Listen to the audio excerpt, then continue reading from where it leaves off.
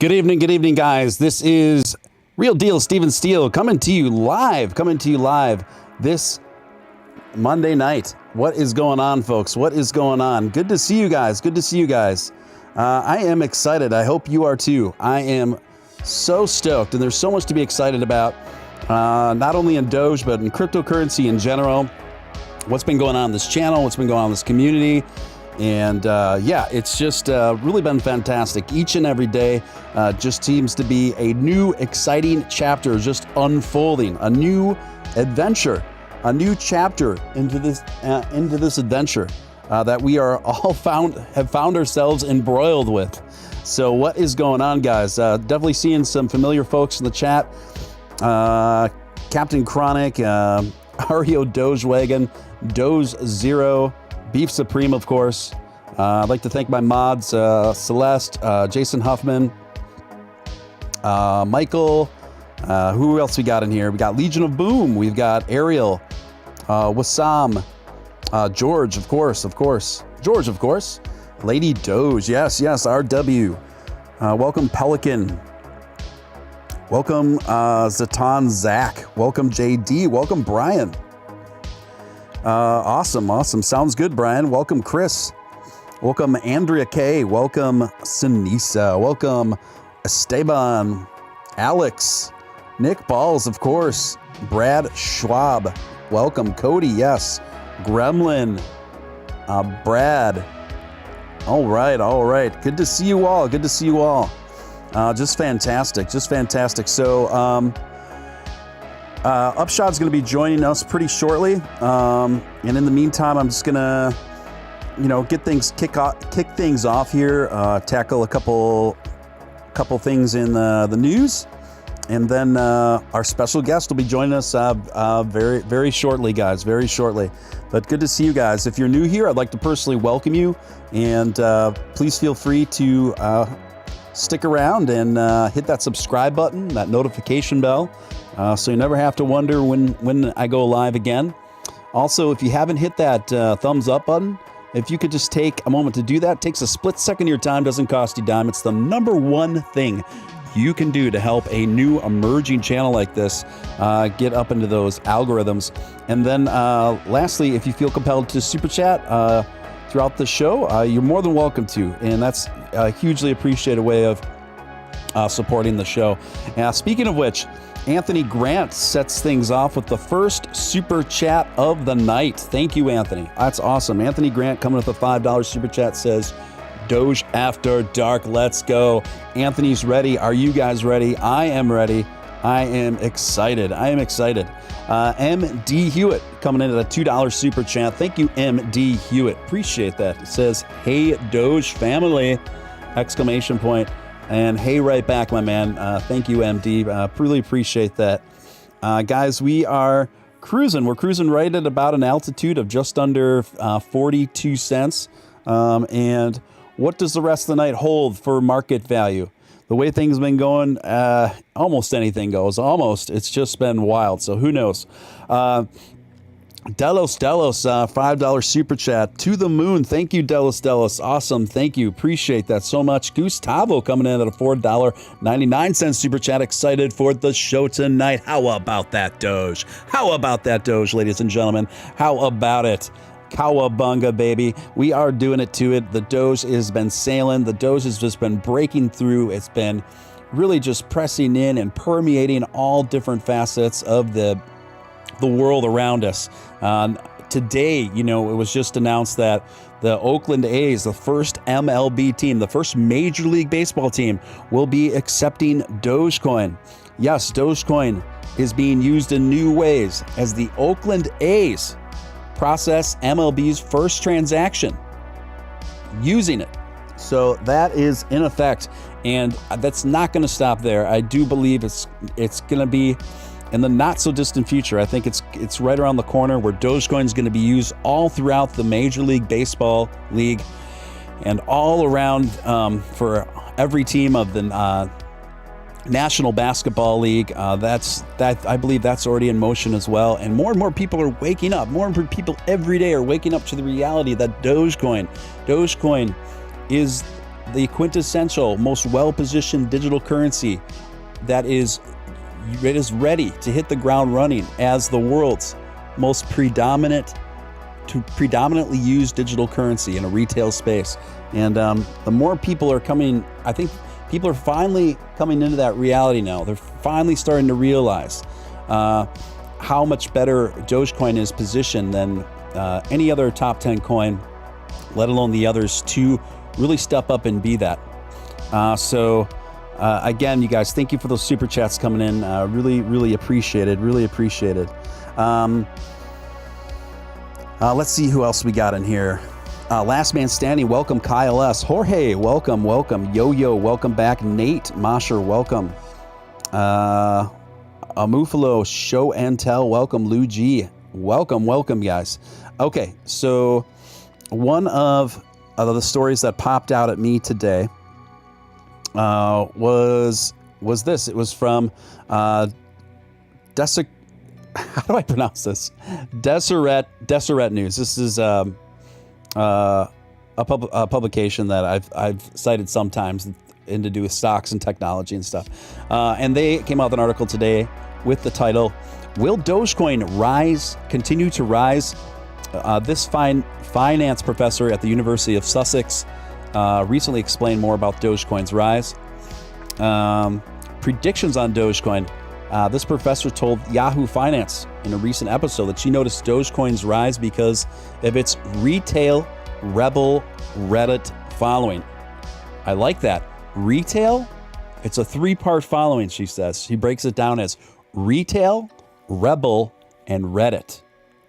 And she goes on to say, it costs so little that retail investors can hold a lot of Dogecoins. It's also taken over the rebel role that Bitcoin used to have, and it has the backing of the same Reddit forces that took on the big institutional investors with GameStop, she said. Correct. A professor that actually has her finger on the pulse. Amazing. Go figure.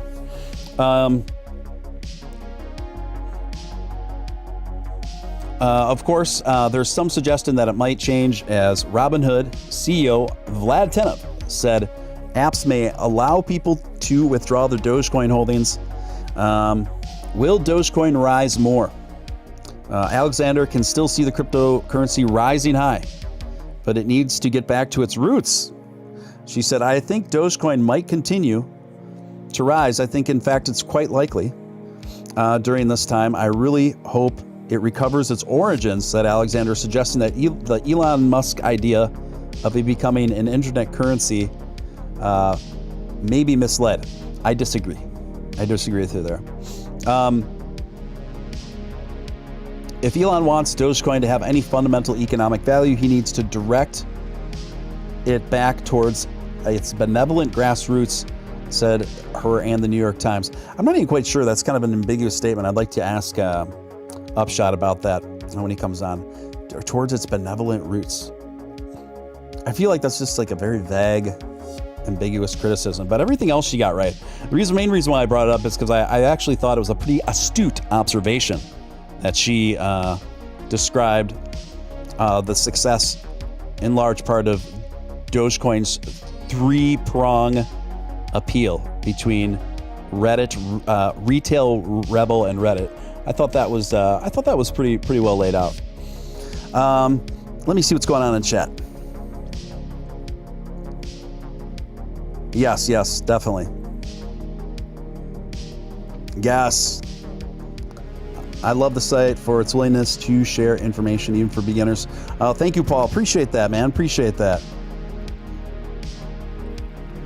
Awesome. Let me get to another story here, guys. This is great. And this comes courtesy of Bazinga. Bazinga. A word I just love saying. I don't know why. It's just a very whimsical word. It's just fun to say. Bazinga. You get to use that B. B is one of my favorite things to pronounce. B. And then Z. Because you don't get enough opportunities to pronounce Z's. Z. So this one has it all. Bazinga.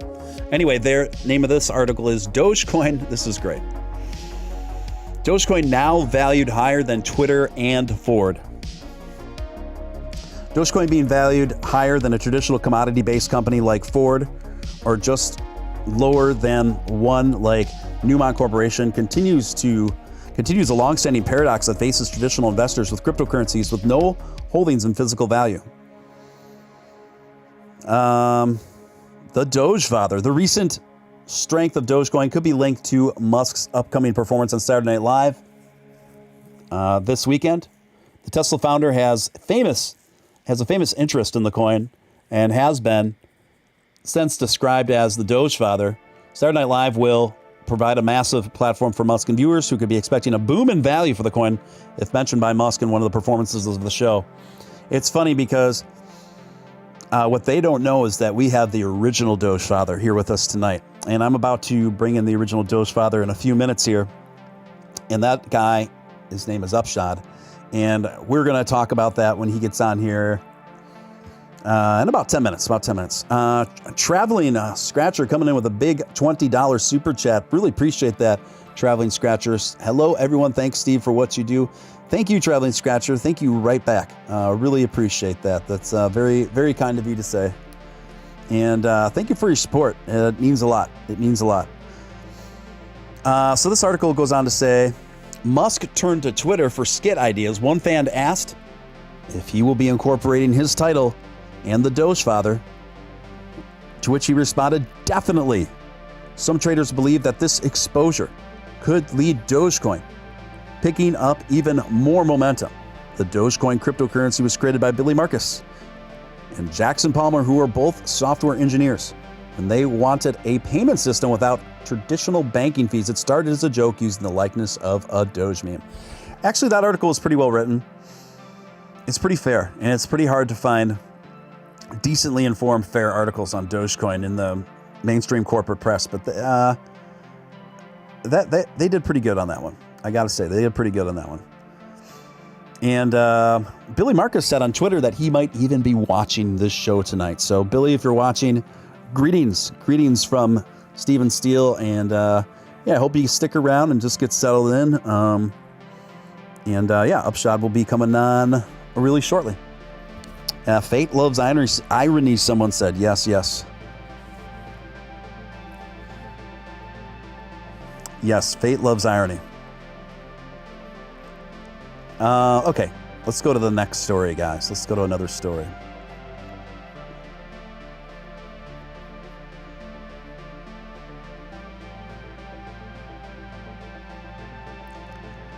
This one also comes courtesy of Market Invest. It's called How Dogecoin May Become a Usable Currency Like Any Other. And Mark Cuban agrees. And so do each and every one of us here in this room tonight. Well, most of us anyway. What happened? Mark Cuban, big advocate of Dogecoin and other cryptocurrencies, said on Twitter that the Dogecoin may hold its purchasing value better than $1 in the bank on increasing adoption by companies. If interest rates skyrocket or the amounts spent falls or stagnates, so will Doge. Yes, a joke is now legit. Cuban tweeted. The Shark Tank fame investor noted that Dogecoin's inflation rate is set at 5 billion coins, which means the cryptocurrency to continue gaining any significant value, it needs to gain utility, and users will need to use Doge for that utility. So Mark Cuban literally tweeted this out about that. He said, crypto not just about being more productive and effective, but also no longer dependent on trusted institutions. Ask PPP applicants how much they trust their big banks. Do you trust your health insurer? Crypto is trustless and a better way to handle many transactions. Really well stated there. So, you know, if you're not aware, Mark Cuban more than ever before over this last week has just really come out strong in favor of Dogecoin. And I want to talk about more of this with Upshod when he comes on in just a couple minutes here. But, you know, I perceive that when Mark Cuban first rolled out Dogecoin to the public saying, hey, it's just better than a lottery ticket, no harm, no foul, put $5 in, you never know what happens. I felt like this was part of a bigger strategy to bring Dogecoin in.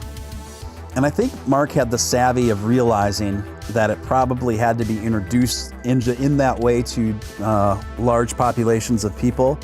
But he's tacked pretty swiftly then towards making full-throated defenses, passionate, reasonable, logical defenses of Dogecoin and cryptocurrency all throughout social media. And I think he's making a pretty effective case. I mean, this isn't just the matter of, not that it's bad to have influencers on your side, like social media influencers on your side in your coin, but it means more when it comes from somebody who's considered a captain of industry, like Mark Cuban, somebody who's, you know, considered a very shrewd, calculated, pragmatic businessman and entrepreneur, right? So when he starts giving Dogecoin lots of serious attention and defense, it just means that much more. It just means that much more. So this is really great news. And we have so much to look forward to. And right now we just hit over 42 cents, gang. 42 cents. What is going on?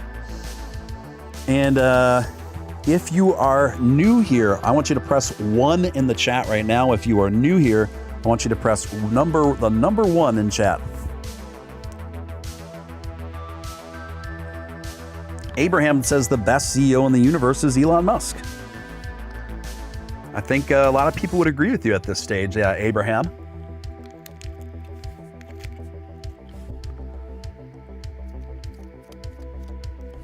Now we just need to get Mr. Wonderful on board. We need to get Mr. Wonderful on board. I'd like to personally, look at all those ones. I'd like to personally welcome all the first-time viewers tonight. Devil's Reaper, Nottingham, Ravanth, Rios, Frodo G, Fart Particle, welcome. Digital JP, Junior Hall, Jeremy, Alex Cruz, Adam, Diamond Paws, Crypto Sneakers, I like that, Crypto Sneakers, Ryan Talley, Dallin DeWitt, Spire, Ricky Hernandez, Jicotillo, The Science, etc. I'd like to personally welcome you guys and encourage you to hit the subscribe button, hit that notification bell, and join us. We're building out a great, powerful, fun, and kind of weird community. So if you're cool with all 3 of those things, you enjoy all 3 of those things, I think you're in the right place. I think you're in the right place. And we've just been having so much fun on this journey together. And you know what the best part about it is, gang? You know what the best part about it is? I think that we've just begun. I think that this is still early on in our journey. And there's so many more twists and turns and surprises and adventures that we are going to take together on this crypto journey, on this Doge-tastic voyage. This Doge-tastic voyage. Cynthia says, Steven Steele, I sold my Doge the day before the spike. Now I'm regretting. Cynthia, why would you do that, Cynthia? I've seen you regularly in the chat before. I'm surprised you would sell it. Especially for how much I talk about that it's a good idea to hold. If you're truly in financial duress, I totally get that. You don't owe an explanation to anyone. If you're truly in financial duress, that's totally understandable. But if, the bills are being paid and things are getting taken care of, all you got to do is hold it to make more money at this stage. You just got to hold it. You got to know when to hold them. You got to know when to fold them. You got to know when to walk away. And right now you got to know when to hold them.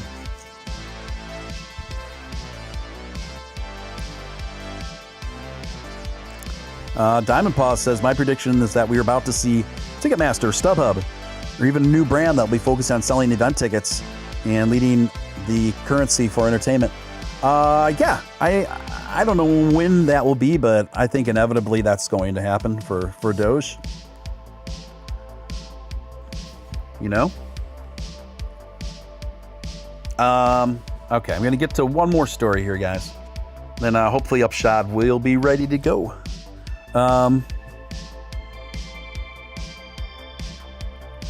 Let's see here.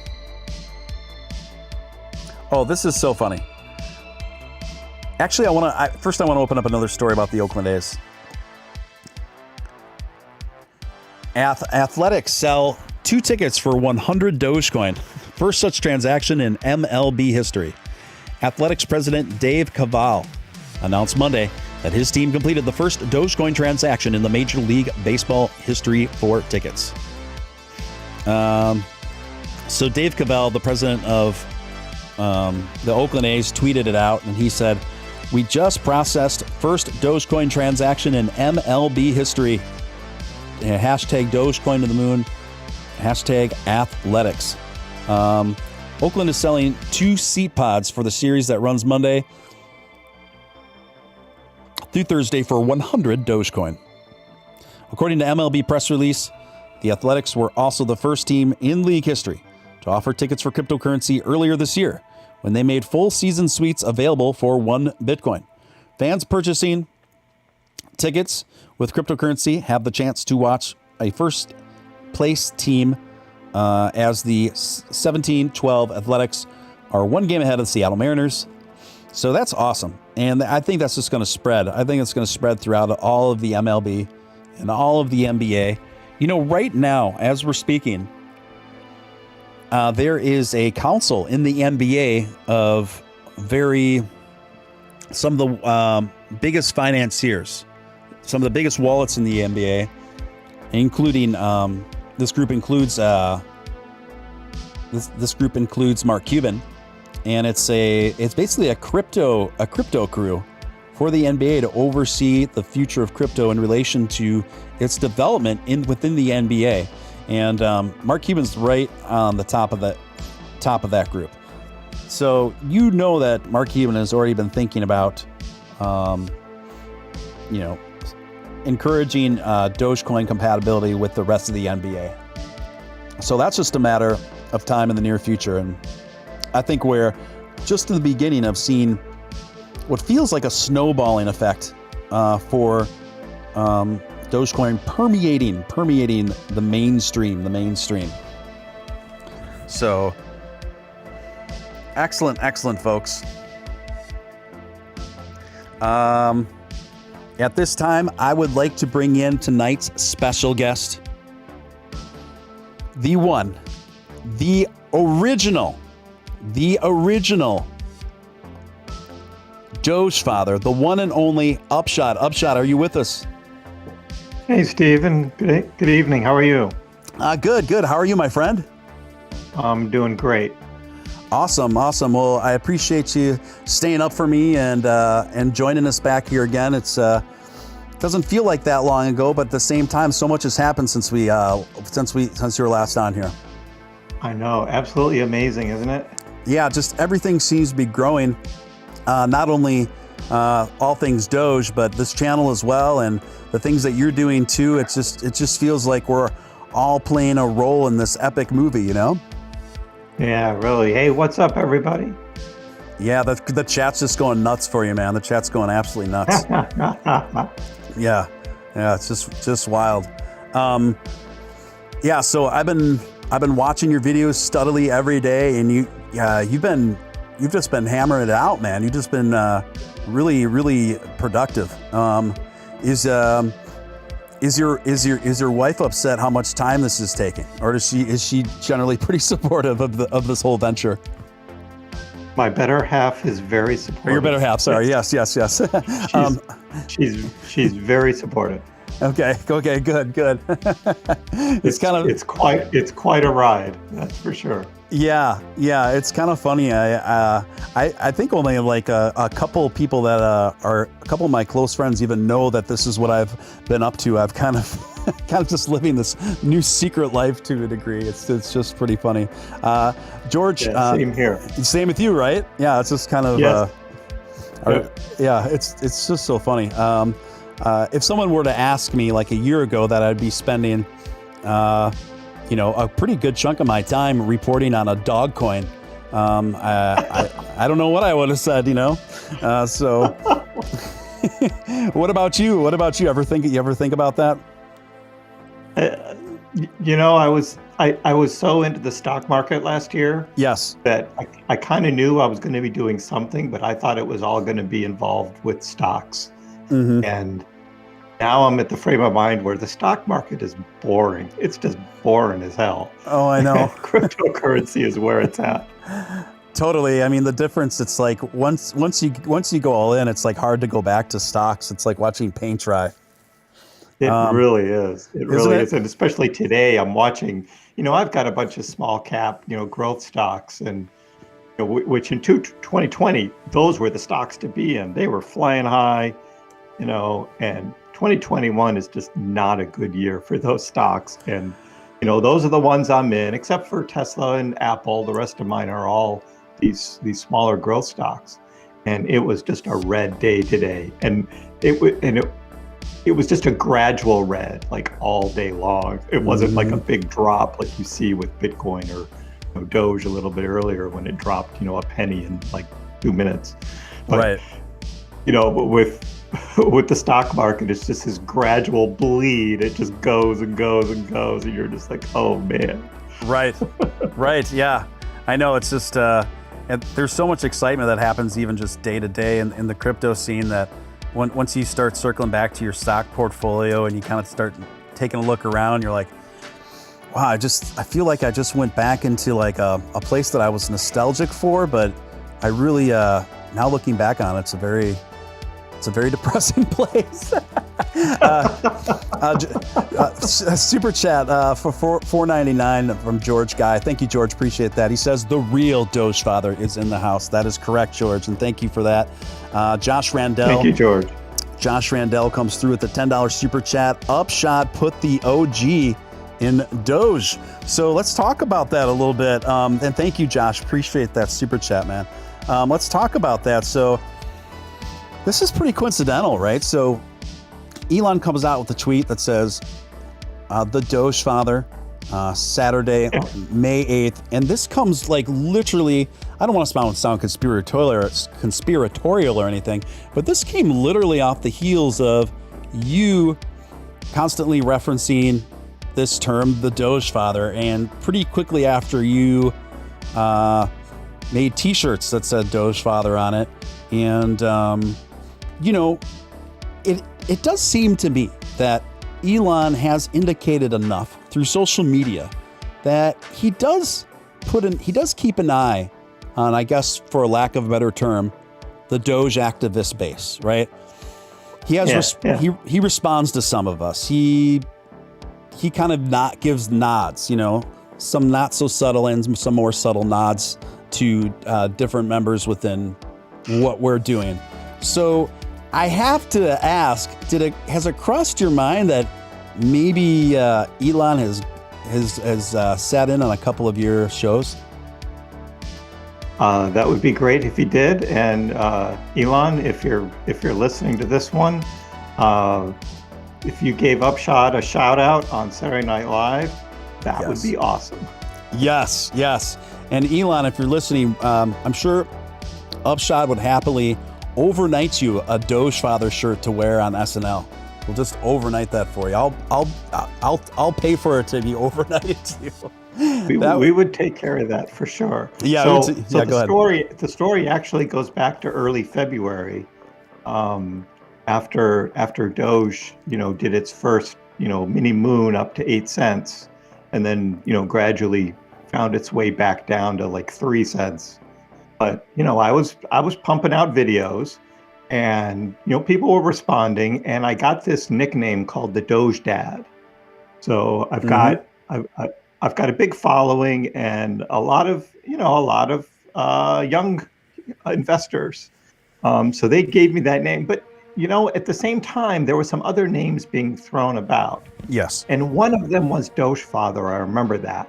And I was just like, yeah, God, that just sounds so corny. I'm just like, I'll accept Doge Dad. That'll be fine. But my subscribers kept on calling me Dogefather. So this goes back, 3 months. Yes. And and it's sort of stuck in like almost every video. If you look at the comments, there's a Dogefather in there somewhere. Right. And notice that. And so eventually when I started making my merch store, I actually put out this contest, this fan art contest. And I was going to give away Doge to the winners of this fan art contest. And not knowing what I was going to get, right? But someone came up with this Dogefather design with my face on it. Mm-hmm. And I was like, that is so cool. Yeah, I agree. Yeah, it's super cool. And I remember when Nick saw it, Nick was like, I have to get one of those on a t-shirt. I was like, okay, we could do that. So so when I opened the merch store, I was I was scrambling to get as many different images as I could, but there were 2 images that the shirt company were holding, right? Because they wanted to do like a copyright check or something. And they don't want to be liable for for any copyright. And Sure. One of them was Dogefather, and the other one was another picture that someone had taken. It's three astronauts, but the heads are different. One of the heads is Elon, one of the heads is me, and the third head is a Doge head. And it's this awesome picture, and the shirt store rejected it. What? It's been rejected. So we can't get that on a shirt from my merch store. But they accepted the Dogefather shirt. And I think Nick was the first one to order the Dogefather shirt. So wow. Wow, that's interesting that they would accept the Dogefather layout, but not the other one. I was worried about it because I'd been talking about it, and everybody was like, "I want to get one of those. I want to get one of those shirts." Yeah, I was like, "Oh man, they better accept it." Oh man, so personally, I think that it's fairly likely that Elon has come across your channel and has watched a few things. I mean, Upshot, we know that he knows who Matt Wallace is. He's familiar with that channel. He's responded to a few other people I know. I had a girl on. Her name is Mina Martina, and she's from Berlin, Germany, and she's a musician. And she wrote this cool little Doge song. I had her perform on my show a couple weeks ago, and Elon responded to her and said, basically, I love the song with some fire emojis. So.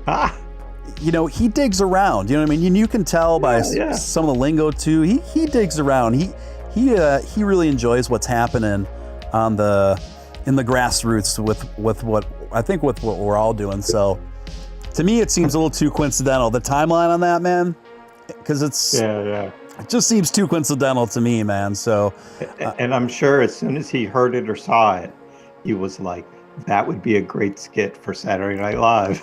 Totally. Seriously. Yeah, I think so too. I sincerely believe that's more than likely how it transpired. So what's even more exciting about that is he confirmed it in a tweet response to someone when he was asking for SNL skit ideas, and someone said, whatever you do, just make sure you do something with the Dogefather. And Twitch, he responded, definitely. So definitely. He said definitely. I saw that. Yeah, so definitely. I like Irony Man. I think Irony Man is cool. Me too. I like Irony. I liked every one of his ideas that he put out there. I thought Irony Man. I thought woke James Bond could be really funny. I thought what was another one that I'm missing? Baby Shark meets Shark Tank or something like that. I don't know. Yeah, that'd be kind of weird. That'd be a little weird. Yeah, but. That's a Mark Cuban one. You got to keep that one from Mark. Yeah, I agree. But I would do a deal for Elon. I would gladly give up the Dogefather nickname. I've got my eyes on this Tesla Model X with ludicrous mode, and if one were to show up in my driveway, he can be the Dogefather. I would give it up for that. Wow, you heard it here first, folks. Elon, if you're listening, you heard it here. A deal. That sounds like quite the proposal. Man, I mean, you did this excellent video. You just did this excellent video dismantling Bill Maher's kind of I don't know what he calls it, kind of like end of show rants that he does, and he picks a topic and he just kind of riffs on it for about 15, 20 minutes. Well, he did one on, for those of you who aren't familiar, he did one on cryptocurrency. And I don't know, I just almost felt almost embarrassed for him watching that. Would you care to kind of just how that struck you, how the whole thing struck you? Well, it's first of all, it's a TV show, right? So you don't know whether he wrote it, his people wrote it, is he just reading a script, or does he really believe it? Regardless, we were having a discussion about it today on my Discord, and so I think, well, if he truly believes it, then that says a lot about him. But then if he's reading it, he doesn't believe it, but he's reading it because he's supposed to, because he makes like $10 million a year from HBO for a show. just to read whatever's written for him, then I even think worse of him, because one of the things I do on my channel is try and stop the spread of misinformation. And boy, his 8-minute segment was like full of one misstatement after another, whether it was Dogecoin, cryptocurrency, mining, whatever it was. It was just, he was just rattling them off one to the other. And the only thing that he was even close on was the energy consumption for, server farms that are mining. Right. But everything else was just wrong. And I was like, okay, I got to do something about this. Yeah. I think your video on it was pretty spot on, and the things that you were able to dismantle pretty swiftly there. It was kind of weird. I was watching it where he was like, I don't know what cryptocurrency is, and you don't either. And I'm like, I do know what it is. I do know how it works. He said, and neither do you. And I'm like, who are you talking to? Yeah. I was like, I understand how it works. It took me a little bit, but yes, I understand exactly how it works. And that's part of why a good part of why I'm invested into it, because I understand how it works. So it's just like, man, it was almost like it came off to me as I first listened to it, less like a comedy monologue and more like just like felt like I was getting scolded or something. I didn't even put it all on there. There were some jokes that just weren't worth it, and I cut them out. There was this one Tiger Woods thing that was just so inappropriate. It was like, who wrote that? That's just bad. Yeah. I know the joke that you're talking about. It's just, it's one of these things where, Bill Maher's just kind of got this, like, I get it. Like, and some of the things he talks about, like, I get it. And then there's just, he also displays sometimes just a level of cognitive dissonance. I just have a difficult time wrapping my head around. I don't think that was any more exemplified than when he tried to tackle cryptocurrency. Yeah, some people on YouTube commented that he did a show back when, when phones were first coming out, and the idea of having like a picture phone, something with a graphic on it that was more than just a regular, cell phone. Yeah. He did a whole segment on how useless that was and what a stupid idea it was. Oh, really? I didn't watch Bill Maher back then, but yeah, and there were like a number of people that were saying, yeah, he really did that. So oh my gosh. He's just not forward thinking. He's just not that kind of guy. Right. Yeah, it's kind of like he really kind of exemplifies the term pseudo-intellectual, you know. Nameless is saying it here. There's a video of him in 2003 making fun of cell phones with cameras, calling it stupid. Yep. That's what I'm talking about. Oh my gosh, that is so funny. Thank you for that, Nameless. That pretty much says it all right there. That pretty much says it all. This is gonna haunt him. This one really is. Anybody who's even kind of dialed in knows that crypto at this point is imminent. And wow. So that video is not going to age very well. I don't know why he does this to himself, but he repeatedly does it apparently. So and maybe he just doesn't care, and he's just a talking head that's up there saying jokes, whatever's written for him, and they just churn out show after show after show, and then he goes home, and as Nick says, he goes into his ivory castle, and it's like he doesn't care. It doesn't matter to him. Yeah, that very well could be the case at this point. When you're doing a show that frequently for that long, I can imagine that you're going to rely predominantly on all your writers. And I don't know, I could see probably Upshod where he just was like, threw an idea out there. He's like, yeah, cryptocurrency, what's up with that noise? Just do something on that. And then just had someone, you know what I mean? And just had someone else, like, I could totally see. In fact, I would guess that's the highest probability of what happened there. So we are at... And I also thought doing a video like this was a little different than, what I normally do. Although I've done a few call-outs before in the past of some of the talking heads on CNBC and Fox Business News that were bashing Dogecoin while praising Bitcoin. But if you look at the month of April and you look at Bitcoin versus Dogecoin, you're like, wait a minute, there's something going on here. Yeah, totally. I mean, speaking of that, I mean, what a sea change we're seeing right now, right? Where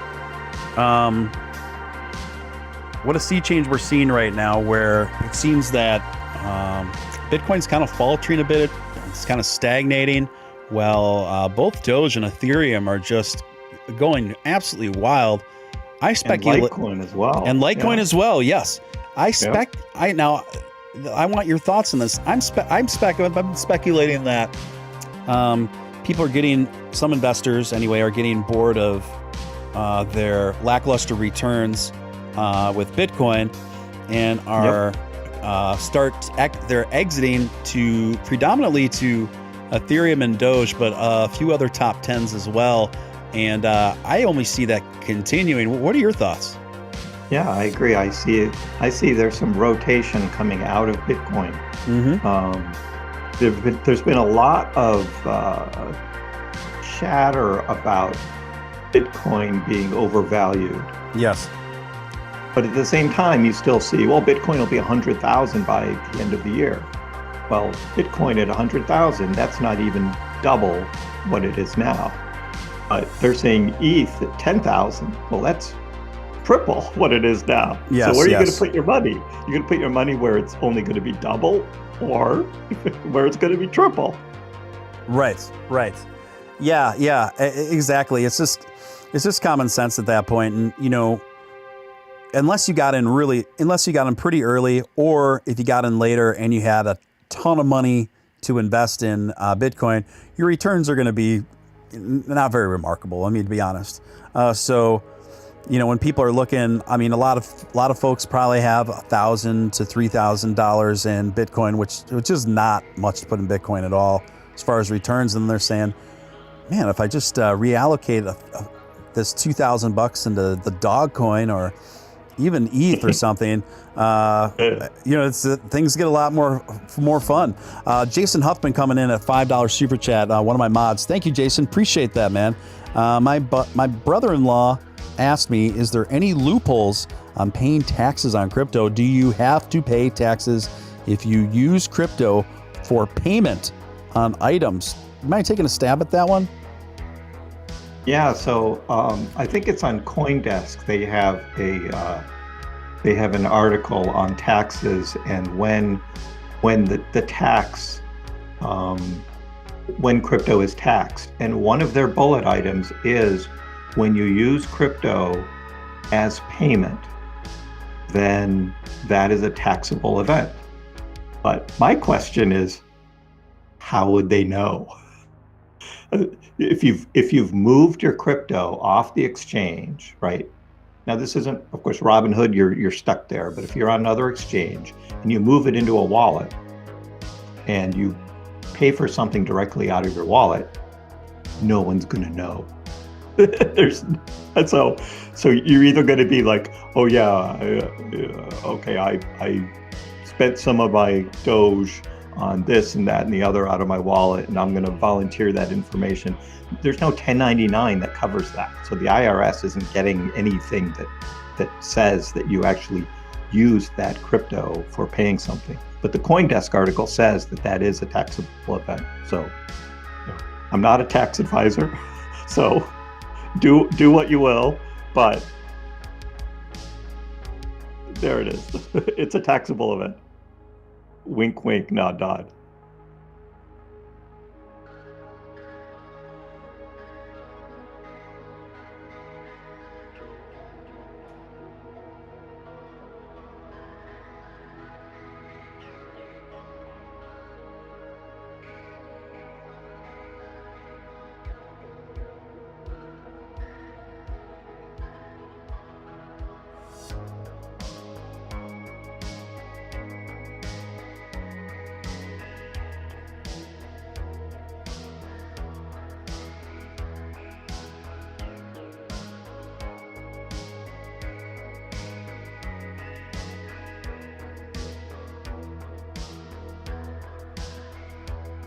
Stephen. Oh, yeah, Steven's mic is mute, I think. Oh, sorry, I was muted. You just got sorry. me. No, I'm muted on you. There you are. Here I was talking and asking a really in-depth question, and then I realized I was just talking to myself. So sorry about that. But you know what? You handled the awkward silence pretty well, Upshot. So what I was asking you is, so today we've seen a pretty remarkable day. It's was up to about 45 cents at one point. Before today, it kind of kept getting stuck at from what I saw, a pretty good wall of resistance around 38.5. Is there anything in particular you would attribute today's bull run to? I think people want to get into Dogecoin before Saturday. Yep. It's as simple as that. They don't want to miss out on what happened Saturday Night Live. So people are getting in, and there's not a lot of selling. Yeah, there was some profit taking when it hit 45, and you can see that. But those are the traders. Those aren't the investors. The investors are holding, and they're waiting until May 8th. Yeah, I would tend to agree with that conclusion. And also, what's really interesting to me is, and I really wanted your thoughts on this, because I do think it's going to continue to ramp up, but I think that a fair amount of dumping will happen even during SNL or right after it. So I think we'll see a pretty good retracement there, but I think that the end result will be a higher floor than before this SNL week. What do you have a guess on how this is going to sort out? Yeah, I agree with that, Stephen. I think it's going to sort of continue to hang in the 40s here. The anticipation could bring it up to 50 cents. We could hit new all-time high this week. Mm-hmm. Although Binance says 45.199 it hit earlier this evening, so that was an all-time high for Binance. I don't know what Robinhood's was. Different exchanges have different prices, but so it was a new all-time high, and it bounced off and then immediately dropped and sold off on Binance. Binance is the largest exchange that trades Dogecoin, and a lot of other exchanges sort of follow what Binance does. So it's just going to be more buying, I think, and we're going to see some selling. I mean, certainly there's going to be ups and downs, and there's the traders that are going to try and ride it, and scalp sort of along the way. Yes. There's going to be a lot of that. I mean, that happens with everything, though. I mean, all stocks and all cryptos have that. But this is such new territory, Stephen. This is last time I was on, right? The rules don't apply. The rules are totally gone on what Dogecoin did today, because Dogecoin should not have been over 40 cents today. Just the way it had been trading, 40 cents, it had bounced off a number of times. And the charting that I was doing, and I'm probably going to cover this in tomorrow morning's video, because it's really interesting to watch. It just kept going up. Bitcoin was going down, and Dogecoin was going up. Right. And I hadn't seen that sort of divergence before until today. This was, unless it was like a huge spike, which happened back on like January 28th and a couple other times, like April 1st, a big spike that was in, directly, in direct relation with like an Elon tweet or something. But what happened this afternoon, unprecedented, and the charting there's no logic there. It shouldn't have done it. But we've got this May 8th thing coming up, and everybody's talking about it, and everybody's anticipating it, and most people are not selling because they're waiting until May 8th. See what happens. Yeah, really well laid out there. I have to agree, and I was noticing similar. I was making similar observations today that just kind of left me scratching my head in regards to Doge, because, like we've talked about many times before, Upshod,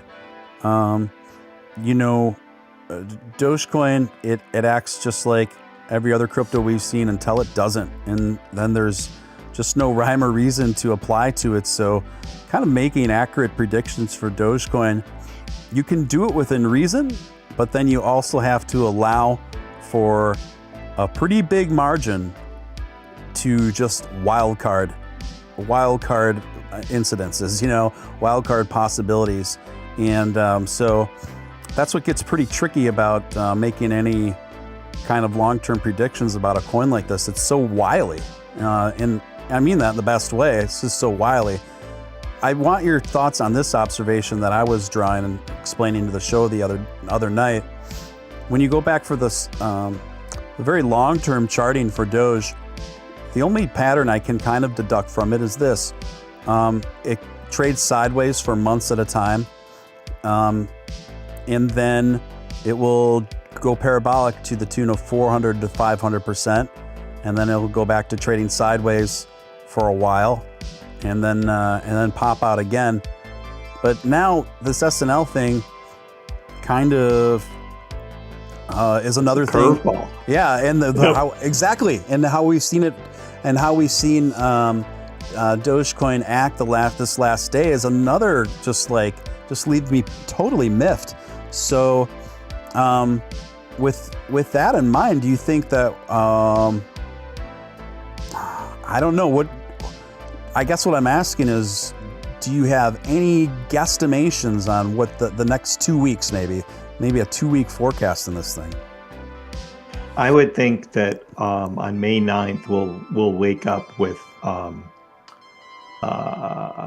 more on the downtrend following the big hype of May 8th. And I think there'll be some consolidation going on after that. That would be my guess. I would have thought consolidation would already be happening now. That's what I thought. Just like you said, it's following the pattern. But this May 8th thing is just changed the whole thing. And yeah, I would expect consolidation going for a little while afterwards. But then, with this coin, and what drives more buyers to it, this Coinbase, listing is coming up. It's going to introduce more buyers. We saw what Coinbase did with, Cardano. Unfortunately, Cardano wasn't in a position to be able to hold, $1.48 or 50 or whatever it had jumped up to when the Coinbase listing came out. But Doge could, because people know Doge and it has such a following. And, all this press that's going on, even if it's bad press, it doesn't matter to me. People are getting introduced to Dogecoin every day, and more buyers coming in. And that's what all this is. This is just buying, more people buying Doge. Yeah, totally. And I agree with you. And even the bad press is good press, because it's just, it's Doge out there in a positive light, Doge presented in a negative light, Doge presented in an unbiased light. And it's just it all plays a role into really kind of turning the corner. Doesn't it feel like to you? It feels like to me right now, we are right at the beginning stage of Dogecoin truly permeated into the mainstream, becoming like the beginning of Dogecoin being something that most people will know about, in the future. Does it feel like that to you too? It does, but it's hard to see it from the outside, because we're in this bubble almost, now. Yeah, we're nerds. This Dogecoin bubble. Yeah. And so it's hard to really see it from the outside. But in the end, Steve, it still is a cryptocurrency, and there's a lot of people who just don't care about crypto. So true. Very true. I don't think it's going to be as mainstream as you're suggesting, because it still is a cryptocurrency. Yeah, and then that's a fair assessment.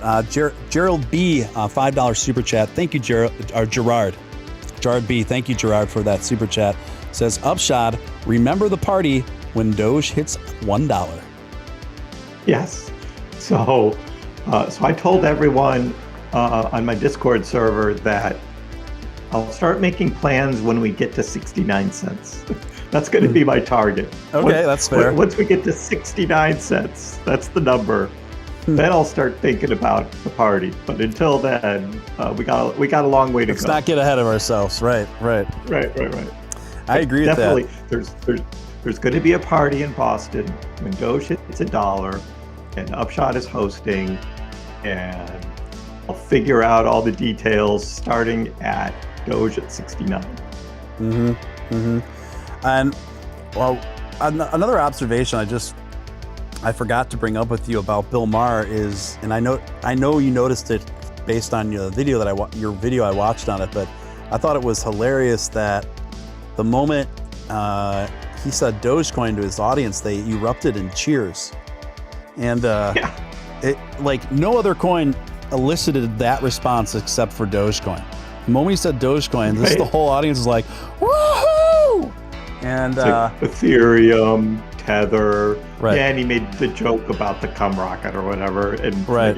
laugh, and they probably laughed because, you know, the handlers had the little signs they hold up for the audience, right? It says "Laugh now," right? Oh yeah, yeah, laugh now. Then when he said Dogecoin, it was clearly like it was more applause than you would normally get from an audience in that situation. Oh, totally. That wasn't not a prompted crowd reaction at all, and you could tell because he looked pretty slack-jawed at that moment. It wasn't quite. He was. The look on his face. Yep. He was just like, "What is that? What was that? What's going on?" Yeah, people love the Dogecoin, man. It's just like this idea, and it's so funny to see an old school comedian like Bill Maher. I mean, he's essentially getting trolled by Dogecoin right now, and I'm like, dude, like, you're a comedian. Like, you should be on board with something like this. It's fun, it's funny, and it was created as a joke, which makes it even better because it's also practical. It just seems to me it has all the elements of a brilliant, like, comedic narrative, you know. But yeah. So I just want to respond to Zach here. Yep. It says that I made him rich. Well, no, you made yourself rich, but certainly watching my videos and the response I've been getting back, Stephen, particularly through the month of March when Dogecoin was just dead. It was consolidating with really low volume, but I could see what Dogecoin was about, and I could see that it was going to do something. I mean, it was so obvious. You look back at my videos, you know, from back then, and you're like, why is this guy talking about, like, Dogecoin so much when it's just not doing anything? And I've heard from so many people that held on and were ready to sell, you know, at five and a quarter, because it was going between like 4.75 and 5 1/4, and they were just going to sell the next time it went over 5 cents. And I'm just like, hold on, guys.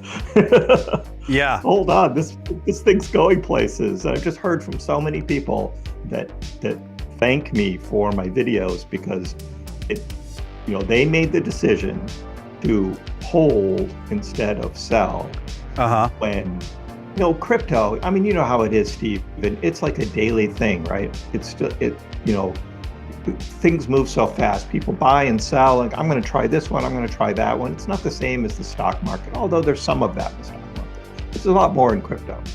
But, you know, with Dogecoin, you know, these people held on, and then April 1st, it did its first little spike. And then since then, you know, the whole month of April, you know, and now into May, has been this great, you know, ride. And I'm getting a lot of thanks, which I say you're welcome. But, you know, I was just making videos, you know, every day, churning out another video of, you know, how great Dogecoin is. Yeah. Yeah, it's wild. It's we're just on a really interesting ride here, and to me, it still feels kind of like the beginning because,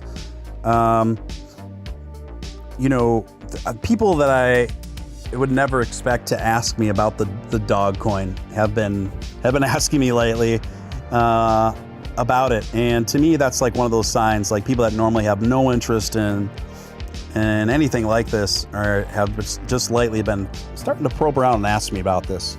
And to me, that's a pretty good sign. A couple super chats here. Anthony Grant for $5. Oh yeah, I will be at the party. To Papa Doge, hashtag Dogecoin and Moon. Thank you again, Anthony Grant. And then another super chat from Anthony Grant for $10. Thank you, man, with the superhero pair with the 70s headband. Thank you for that. Appreciate that again, Anthony. So, where do you think, I'm not going to ask you for your end of year prediction. But I have an answer for you this time. You do? I was prepared. Oh my gosh. I can't believe it, man. Okay, I mean, since we're here, this is kind of a big deal. So, okay, Upshod. First time. Yeah, okay. Upshod has an end of the year prediction for Dogecoin. We're all dying to know. Please proceed. I'm going to take the 69 and I'm going to flip it to 96. 96 cents. I love it. Cents. And then we're going to hit $1 in January, and that's when the party's going to be. Nice. There you have it. Upshod's updated prediction, end of year updated prediction at 69, flipped on its head to the big 96. Upshot is given Dogecoin by end of year. I think that's honestly all jokes aside. I think that's a pretty solid prediction. So yeah, great. I wasn't expecting to get that out of you tonight. I knew you were going to ask it though. Oh man, I was actually trying to discipline myself not to ask it this time, but I'm surprised. I'm surprised that you already had it waiting in the wings. That's awesome. Wow. And that's an exclusive there for you. That's definitely an exclusive. That's got to turn into one of my video shorts. Yep. Yeah, because for sure. No, I won't hold it. Yeah. It's Doge. Who knows? I know. It's Doge. Who knows? I feel like that could be like one of the hallmark mottos of this coin. It's Doge. Who knows? Yeah. So there seems to be overall this sea change going on. We got the MLB now. The Oakland A's did the first Dogecoin transaction in the MLB. Of course, now there's a couple teams on board in the NBA, and Mark Cuban is spearheading a group in the NBA that's basically a crypto panel for the future of crypto in relation to the NBA. I think it's kind of only a matter of time before Dogecoin spreads throughout, an option throughout the NBA and the MLB. What do you say to that? It's a marketer's dream. It's what it is. Yeah. I mean, when the Oakland A's president came out and today and tweeted about these seats going for Doge, it's that's marketing at its finest, and that's what Mark Cuban sees, obviously. Right. Is the marketing that it brings, because really, when you look back on Mark Cuban first tweeting about it, he was kind of tweeting about it as a joke. Right. But all of a sudden, all the attention he got as soon as he, started accepting it, it's like, wait a second, I can make a lot of money off this? Yeah. Yeah. I referenced that earlier. It's kind of it's interesting to see his evolution on it in just real time, exactly where it was. At first it was it's cool for my kid to play with. I guess it's better than a lottery ticket. Not much better. And now it's this full-throated defense of Dogecoin utility all across social media. It's just, it's really wild to see. And I think now that he's had proof of concept, and then he just sees how much the gargantuan amount of press that it's getting him too. It's just it's a win-win for someone in his position. I mean, people are asking me to buy Dallas Mavericks merchandise, and I'm like, dude, I'm in Boston.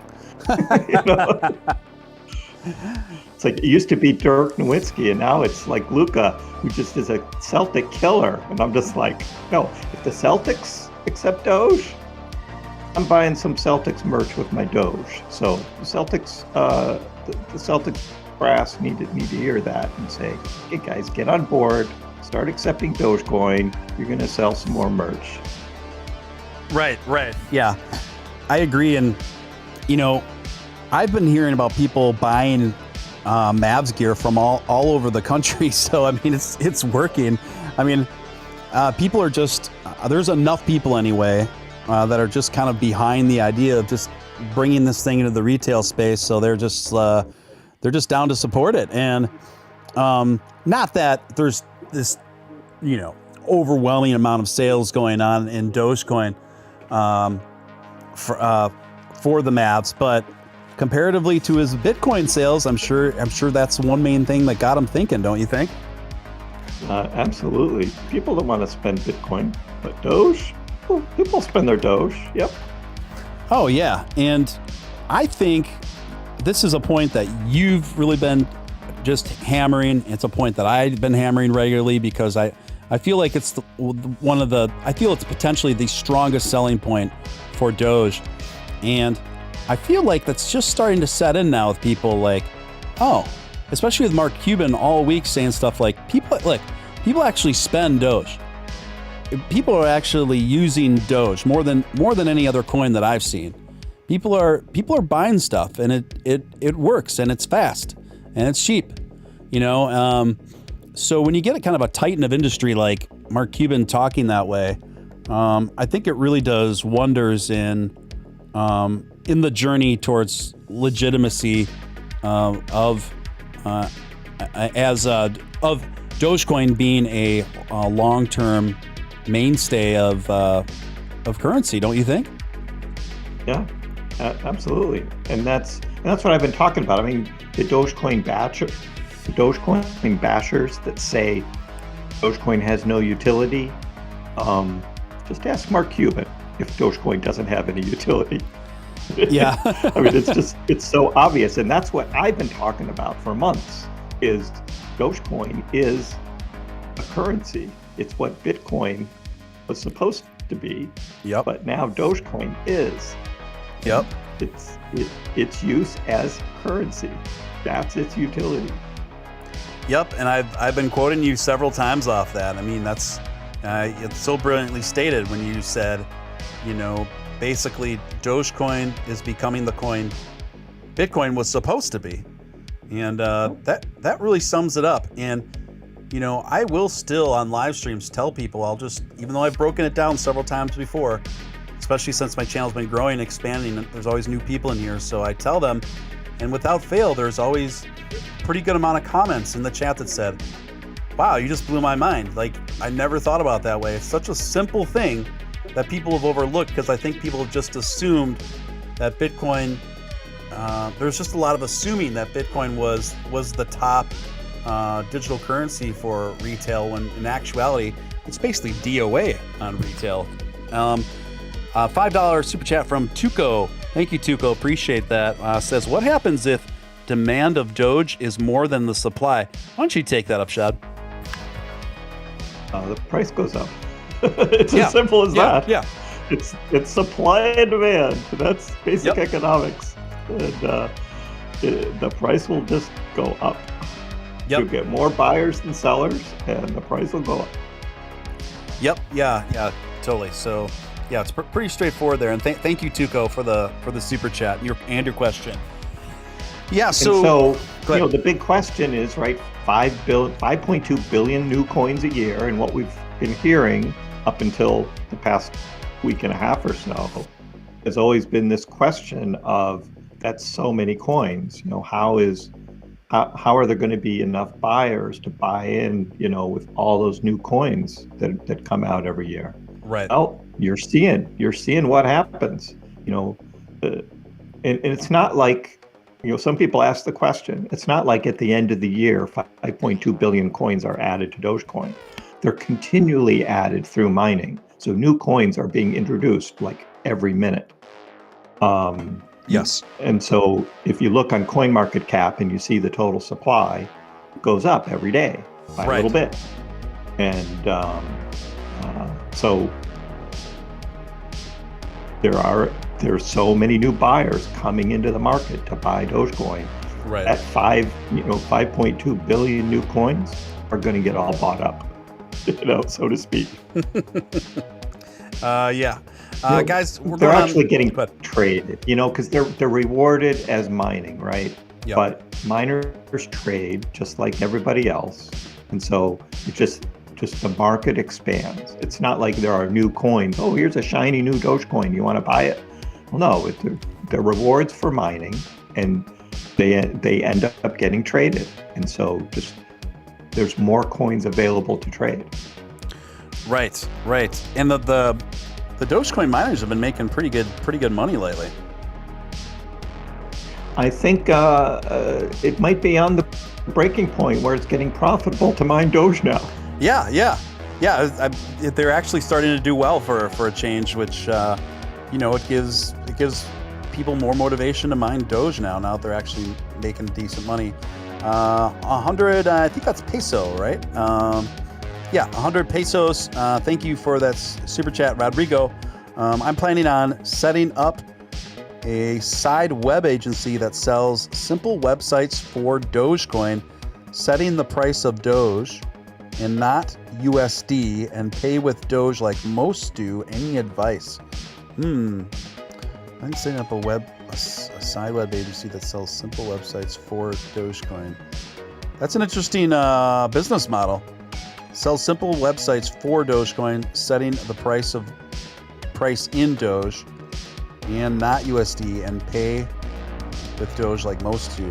Any advice? Geez. Well, that's go ahead. Well, here's the misconception about Mark Cuban and the Dallas Mavericks, right?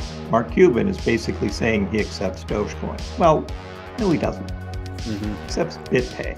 Right. It's all through BitPay. There's no Dogecoin going to Mark Cuban or the Dallas Mavericks. It's going to BitPay. Right. And BitPay accepts Dogecoin. But it also accepts other coins too. So if you wanted to buy Dallas Mavericks merch with your Bitcoin through BitPay, you can do that too. That doesn't market very well, right? So he's marketing the Dogecoin angle because that's what's fun and that's what's getting the attention. I would say in response to the super chat, you might be narrowing your potential, buyers a bit by just having Dogecoin. However, if you market it right, you could really stand out from the crowd. And I think that's probably what he's trying to get at, is he could be the only site offering web design services for Dogecoin. And that starts getting attention. And before you know it, it's like, hey, let's check this guy out, right? Because he only accepts Dogecoin. That would be different. Yep. Yeah, I concur with everything you said there. I guess I would echo, for advice, I'd echo what Upshod says. I would use that as your main, or at least obviously one of your main hallmarks of your marketing, because even within, start by, here is a good place too. If you want to tell us the name of your company when you get it together, just get the Dogecoin community behind you and use that as press leverage, right? Good luck with your venture there. Guys, we have about almost going on about 500 folks in chat, which is great. We're at about 230 some likes. So if you could just take a moment to do that, really appreciate it. It's the number one thing you can do to help a new emerging channel like this get in front of more viewers. It takes a split second of your time, doesn't cost you a dime. So if you just take a moment to smash that like button if you haven't already, that's appreciated. And if you're brand new to the channel, I'd like to personally welcome you. My name's Steven Steele. You're watching Doge After Dark. This is the show I do almost nightly at about 10 p.m. CST. So feel free to subscribe and join us and hit that notification bell. I'd love to have you sync up with us here on our wacky wild ascension to the moon. And lastly, if you feel compelled to support the show through Super Chat, you can now do so since I became a YouTube partner a few days ago. So that option's there available as well. Congratulations on that, Steven. Yeah, thanks, man. This channel, your channel's doing great. Yeah, it's it's been a lot of fun. Channel, I look back, channel's about a month old now. So considering about a month old now, we're cruising. We're doing pretty good. And it's in no small part, obviously, to the Dogecoin community and content creators like you. I've been really blessed in a way, because after I came off the crypto show and before I got this together, I was just talking into my phone on random live streams on Twitter, and then Crypto Batman reached out to me, Matt Walsh reached out to me, and then you and I started mixing it up, and so it's just been really great. Rodrigo coming in again with another 100 pesos. I have a bigger agency that works in the traditional market. This would be a side project to get Doge to be used for real. If more of us do it, we'll make a change. I'll let you guys know more soon. Sounds great, Rodrigo. And yeah, please feel free to keep me posted on that. And I'd be happy to give you a shout out and try to drive some attention your way when that time comes. But I agree. I mean, that's what it takes, is just more people just doing it, right? Just putting into practice. Hey, I've started a business, started the side project, and we accept Doge, and hopefully it just ends up snowballing. What a great marketing angle. Awesome. It is a great marketing angle. It's really interesting. I actually can technically take Dogecoin at my small business that I run. And I remember when I announced it on my business page's Instagram, I didn't make like a Doge announcement. I just said, made an updated form of accepted payment. So, I had obviously cash, credit card, PayPal, Zelle, and Dogecoin. And that drew a lot of attention, because people are like, wait, do you seriously take Dogecoin? I'm like, yeah, I do. And there's only been one Dogecoin sale since I announced that, but it almost doesn't matter because of all the attention that it has drummed up. And, it just kind of puts that out there in people's consciousness. And now that Dogecoin is actually turning into something much more recognizable in the mainstream, I think people are going to circle back to that. So what do you think? What do you think it's going to get to? Do you think we'll get to 50 cents going into SNL? I think we could. I think it's going to be a fun week to watch. You're seeing some green candles now, and it's moving back up. So, yeah, strong. Even with low volume, it just goes up. yeah. Even with the low volume, it's just even right now, guys, we are approaching 43 cents. So I think this thing is just going to continue to kind of pump off and on throughout the week. Surge Soda coming in with a $1.99 super chat. By Surge earned Doge. Thank you, Surge Soda. I appreciate that unofficial commercial. Thank you, Surge Soda. So I don't know if you got a chance, and if you didn't get a chance to look at it, that's okay. We don't have to discuss it. But did you happen to get a look at the SafeMoon audit that just came out? I haven't looked at the audit, but I heard some of the chatter about it. And it sounds like the audit has some things on there that they raise some concerns, but it's something that SafeMoon can't really do anything about at this point. That's kind of that was my take on sort of the chatter, but I didn't read it specifically myself. Sure. Okay. Yeah. I just thought it was interesting. I mean, it's just had 13 violations, most I think like 5 minor, a few in the moderate category, and then one major. So it was just interesting, because it took a little over a month, I think, for that to go down. And I didn't know if you got into any of the details of it. I just started getting into the details of it today, and I'm just not all the way sure what to make of it. But the company that did perform the audit did say that there was nothing what they would consider critical or crucial in there, I think critical is the word that they used. It is what it is.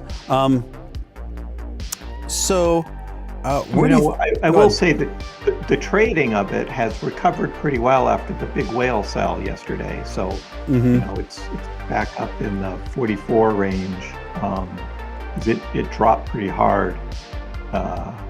Someone took profits. That's the way it goes. And yep. Certainly a token like SafeMoon is going to react dramatically, quickly, right, to something. Yeah, dramatically. That's a better word. To something like that, but it's recovered and it has been trading sideways.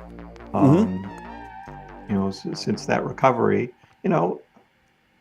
it was in the 65 range, a week ago, and it's in the 44, 45 range now. And, that's a good place for it to be, I think, waiting for the next big thing. So I think it's trading fine, as, continues to more and more tokens get burned as more people are buying and selling,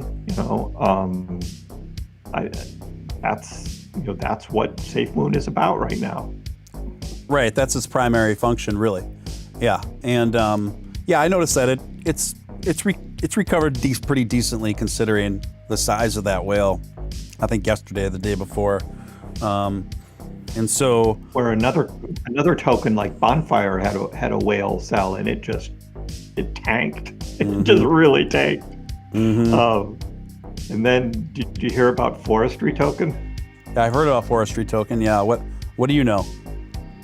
Rug pull. Oh, was it? Yeah, Crypto Batman he lost time. He said he was invested in it.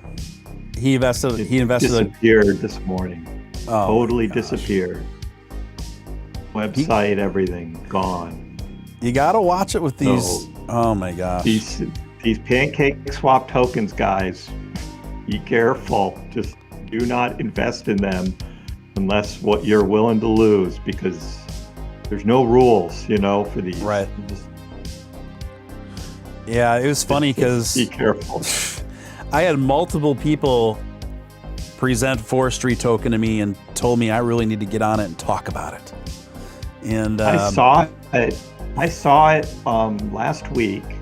I was looking at some other tokens, and someone had told me about Slam and Bonfire and Forestry. And I was looking at Forestry, and I was like, what the coins that they're burning, they're going to use to buy trees and plant trees somewhere. And I was just like, what? That didn't make sense to me in terms of like what a group of people could actually do.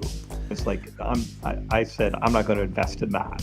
Yeah, same. It's one of these things where I've noticed with a lot of these, I've taken to calling that whole class of coins red light district coins, and and so the problem is, well, a trend I've noticed within a lot of the red light district coins is they go, it's doubled as like a charity, and it's like they almost think like just throwing some like charitable cause mixed up within their white paper is going to they almost use it as like to shield themselves from the fact that it's not a good coin or that it's a rug pull. You know what I mean? And right. So I'm almost more skeptical now when I hear about coins that are in part supposed charities or whatever. And that's kind of that selling angle with Elongate and some of these too. Or to me, it makes it seems like a overcompensation for something, I think it's kind of cause for eyebrow raising. There was actually a SafeMoon 2.0. I did a video on it, calling it out that I thought it was not even a good investment for a pump and dump. That I said this thing looks like it's about to disappear overnight. And I know some people even in this that watched the show invested a small amount at it, SafeMoon 2.0. But same thing, the day before yesterday, all their socials were deleted, their Telegram was deleted, their Discord was deleted. They just took everybody's pre-sales and disappeared. So yeah, be careful, you guys. I mean, because this is turning to be more and more of a common thing, and there's enough people out there that have no problem doing these sorts of things. So A rug pull is when the developers close up shop and they take all the money that's been invested. That's what a rug pull is. Yeah. Proto just asked. Oh, right. Yeah, I don't even know if you call them developers, right? They're people that just set up a website. Whoever started the coin, yeah. You know? Yeah, so this is becoming more and more of a common phenomenon, and so just be careful. And something I wanted to ask you about SafeMoon. What probability do you give its longevity? Because obviously it can't be used in a retail space because people lose 10% on the way out with any use or selling of it. That's today. I've been hearing some scuttlebutt, let's call it, that at some point in time in the future they're gonna change that tokenomics. Okay. And that I mean, you think about it, right? I mean, that's really a hindrance to actually using it. People are not going to use it if they're going to have to pay this 10% penalty, this fee to use the coin. So I think that would be the next generation of SafeMoon's life would be it transitions into something else. Stephen, I would say that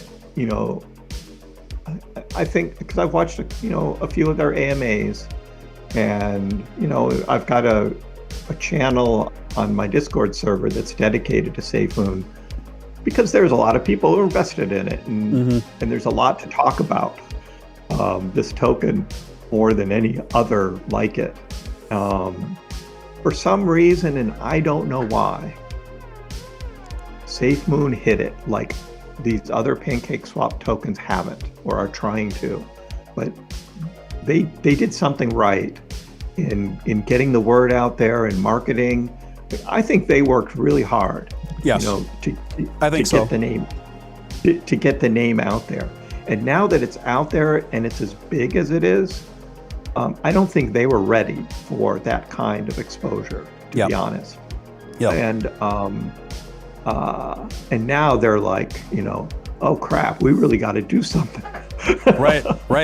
Yeah, that's totally the impression I get too, where they're like, they didn't expect it to catch on. I mean, they got 1.5, technically have 1.5 million people invested in it. Erectile Reptile coming in with a $20 super chat. Thank you so much for that, Erectile Reptile. They said, Upshod, you're the man. Love the stream tonight, guys. The longest hiccuping attack lasted 68 years.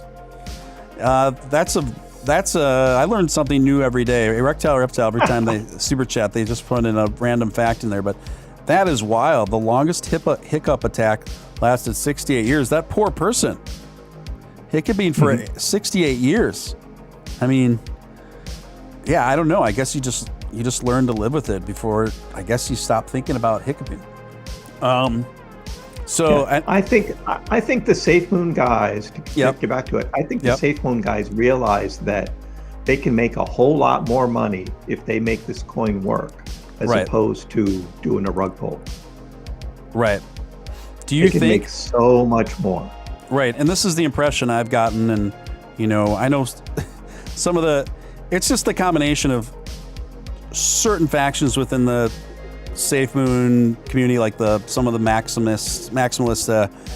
I've had a pretty hard time having conversations with some of these folks to get really, really passionate about any questions about the coin or whatever. And it's also a combination of me having the personality where if someone tells me that I can't question something or investigate something, I'm not going to play ball. That's just how I am. Like, no one's going to tell me what I can or can't question or look into. Right. So it's just been this kind of fiery combination lately. But I will say that I had the same impression as you, where I felt like they had this vague idea. They worked really hard on it. They're obviously really good marketers. They really busted their butts on that. And then this thing just totally exploded much quicker than I think any of them anticipated. And ever since then, I feel like the team's just been trying to play catch up. That's totally the impression I get on it. So with that being said, and I don't want to put you on the spot too much here, and if you don't want to answer this, you don't have to, but do you think that any of this team originally more had designs for it to be a short-term rug pull scenario? Quite possibly. Who knows? Yeah. Who knows? Yeah.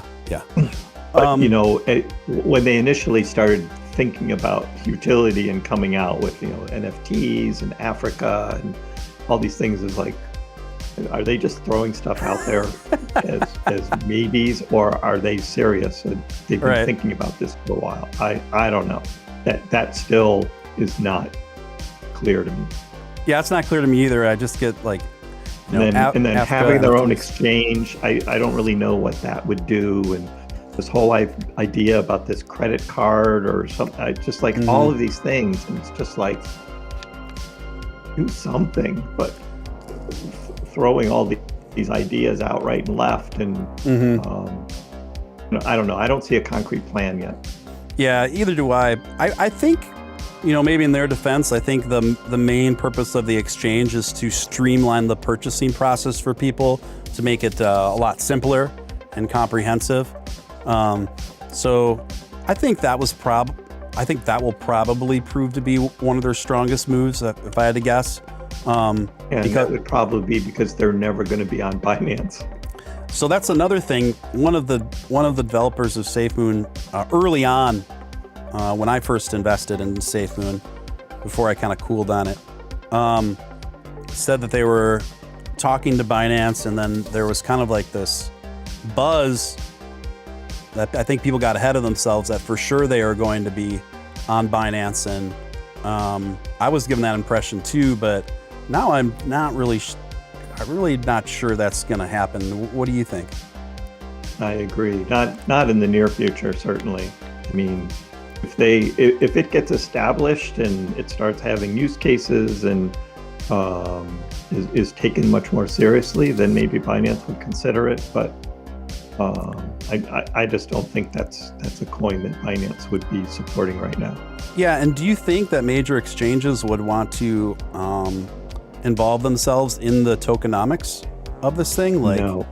Yeah, to me, that's look at Whitebit, right? Whitebit is trading it because they trade a lot of these coins, but they don't do the tokenomics. There's no way to integrate it onto their platform. So you can day trade and swing trade SafeMoon on Whitebit, and you're not charged that 10%. Well, speaking of which, that's another thing that concerns me about it, is who's going to day trade SafeMoon?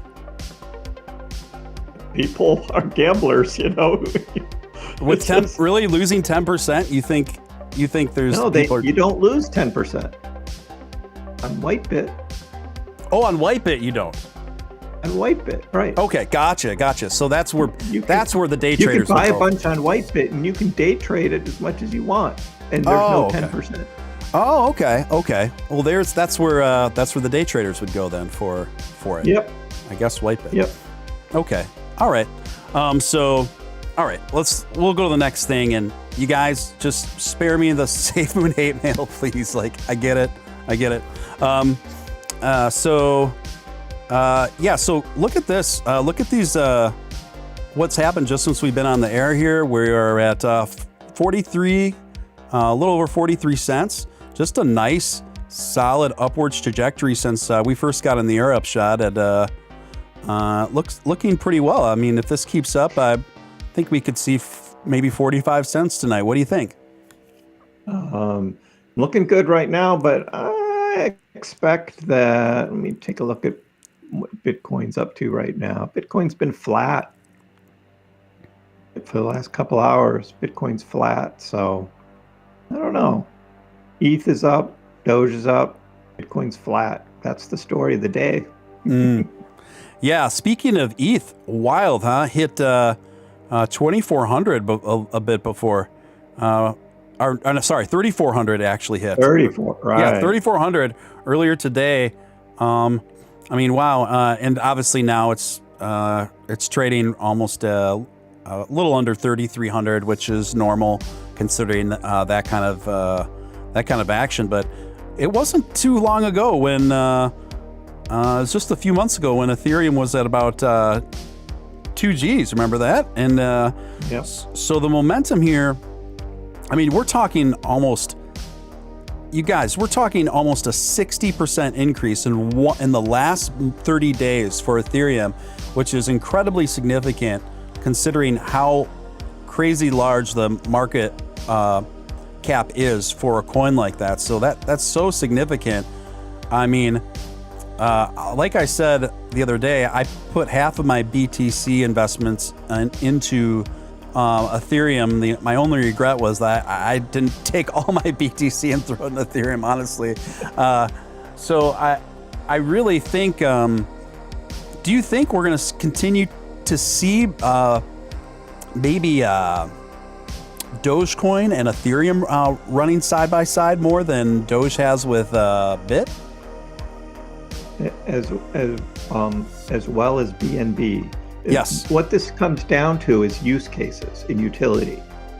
You think about cryptocurrencies that actually are being used for something as opposed to being a project, right? That doesn't have a use yet. So if it's a project, you're betting on a dream, right? You're betting on the future. But if there's an actual utility that's happening right now, those are the ones that are breaking out from the pack. Those are the ones that people are saying, okay, I see what this is doing. Mm-hmm. And so BNB, Dogecoin, and Ethereum have broken out from Bitcoin because they actually have use cases. They're the utility of what is actually making them be traded. Right. Yeah, so this is really interesting because I thought I was I pretty much had the same end of year prediction that a lot of people did for Bitcoin at around 100,000. And now I'm not so sure about that at all. In fact, I think it could. I'm guessing it's going to kind of hover around for a while and then it's going to take off on its own. Because there's just so many institutions that are invested in it. Yes. And I think right now it's going to be these other coins that are going to take off. I think we were doing the altcoins back in March. Mm-hmm. The other altcoins.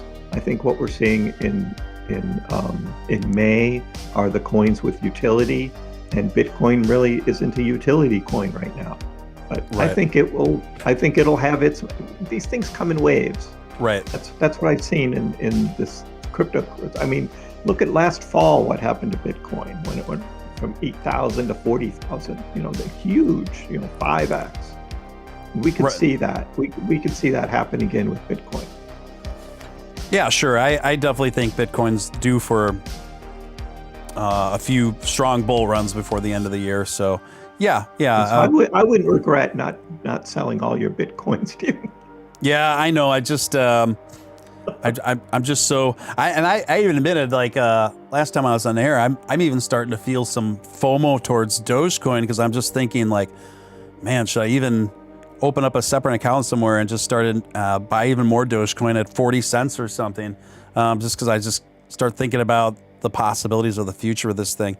$10 super chat from Counter. I think that's how you pronounce it. Thank you for that. Thank you. Appreciate it.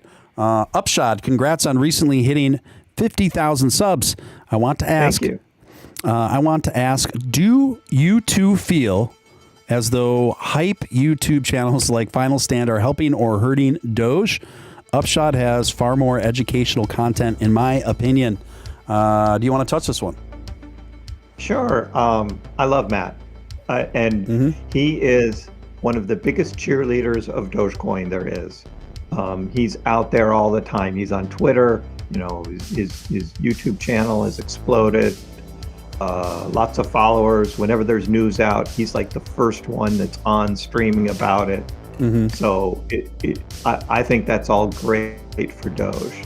The part that's a challenge is that he, in my opinion, he really doesn't do enough research on the news that comes out, and so he's reading headlines and then he's just reacting to the headlines. And if you take that for what it is, then that's the entertainment side, I think, of YouTube, right?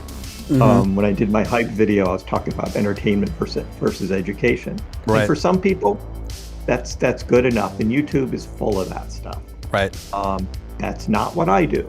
So, and there's a lot of people who relate to my approach, and don't like Matt, but that's okay. I like Matt, and we message a lot, on what's going on, particularly with the scammers and that are all over YouTube on our videos in the comments. It's just a pain in the butt to have to go through and clean that stuff up. But yeah, Matt is very engaging, and like I said, if there's an Elon tweet, he's the first one on talking about it. Except when you were already on the other night, Stephen. When he came out, you were live at the time, weren't you? Yeah, I was covering that live, man. It's when it started popping off. Yeah, it was a wild night in here. Yeah, that was. So if you know what Matt's show is about, you can enjoy it, and he has a lot of fun with things, and that's his style. So. Yeah, I guess I would answer it kind of similarly. The way I see it is, whether it's, my favorite kind of Doge related content creators are Upshod, of course, Matt, Final Stand, Stain Alpha, Crypto Batman, and a few others. And the way I see it is, we're all kind of pushing towards a common objective, but doing it in different ways, through different personalities, different vibes, and different approaches to it. And that appeals to different kinds of people, right? And so I think you're able to reach more people that way. I understand the super chatters. I understand the criticism, but it just depends what you're looking for. Matt's, and I will say too, in defense of Matt, being a content creator, I'm sure Upshod can attest to this. It's incredibly time consuming, and to put out as much content as Matt does, there's no way he has time to do anything else but eat and sleep. Honestly, I'm serious. There's no way that guy has any time to do anything else but eat and sleep and put out content. So I do respect that kind of dedication, hustle. I also understand the criticism of the super chatter. At that point, it just becomes a personal preference kind of thing, in my opinion. And some people really like the styling of that. I'd say, Matt's show definitely trends on more entertainment, and Upshod's more info related. And I don't know what mine be. I think mine's kind of toggles back and forth between entertainment and information and helpful info, and just kind of like a podcast format, so, and then Stain Alpha and all these people, it's different approaches for a similar objective. And I see that as actually effective that way than if we were all like very derivative of each other, Yeah, and someone in the chat mentioned Miles G, and I had Miles on my stream. Oh yeah, Miles G. Yep, I like Miles G. And and Miles is a trader, and he's going to tell you when to sell, and he's going to tell you when to buy, and so he isn't a holder. He's a trader, and so his my stock background was a trader as well. But once I got into crypto, I've decided that I don't see the signs in the crypto charts really for buying and selling, and so I made this video last week about swing trading. Yeah. And swing trading Dogecoin particularly, and how hard it is. And the comments that I received back on that were like 90% people who tried and lost Dogecoin in the end, because They thought it was going to dip. They sold it and it didn't dip. It went up higher, and for them to buy back in, they ended up with less coins than what they sold. And it was just like time and time again, there was just comment after comment about that. And that's what I've heard. And that's why I made the video, was just like, well, what are you in this for? Be careful swing trading, because it's so unpredictable. It's not like the stock market where you can get much better signals and signs of what a stock is going to do. But Miles has this approach, and he's going for it. And he's got a lot of followers too. He just hit 50,000 did he really? as well. So congratulations to Miles. Yeah. And we message back and forth too, what's going on. So, it's cool. It's just another approach, but he supports Doge as well. And he's he's another content creator out there who's, talking about Dogecoin. Yeah, totally. And, for me, I'm the kind of person where I'm also a avid Dogecoin content consumer. So I watch your video. I watch all of your videos and all of your content. I watch. I tune in and out of Crypto Batman's streams a lot. I watch. Yeah, and I watch most of Stain Alpha and Matt's videos too. And I personally like the differences, because I like, for example, sometimes I like to put on Crypto Batman's live streams while I'm doing other stuff, and he's just being goofy and just doing dances and just chart watching.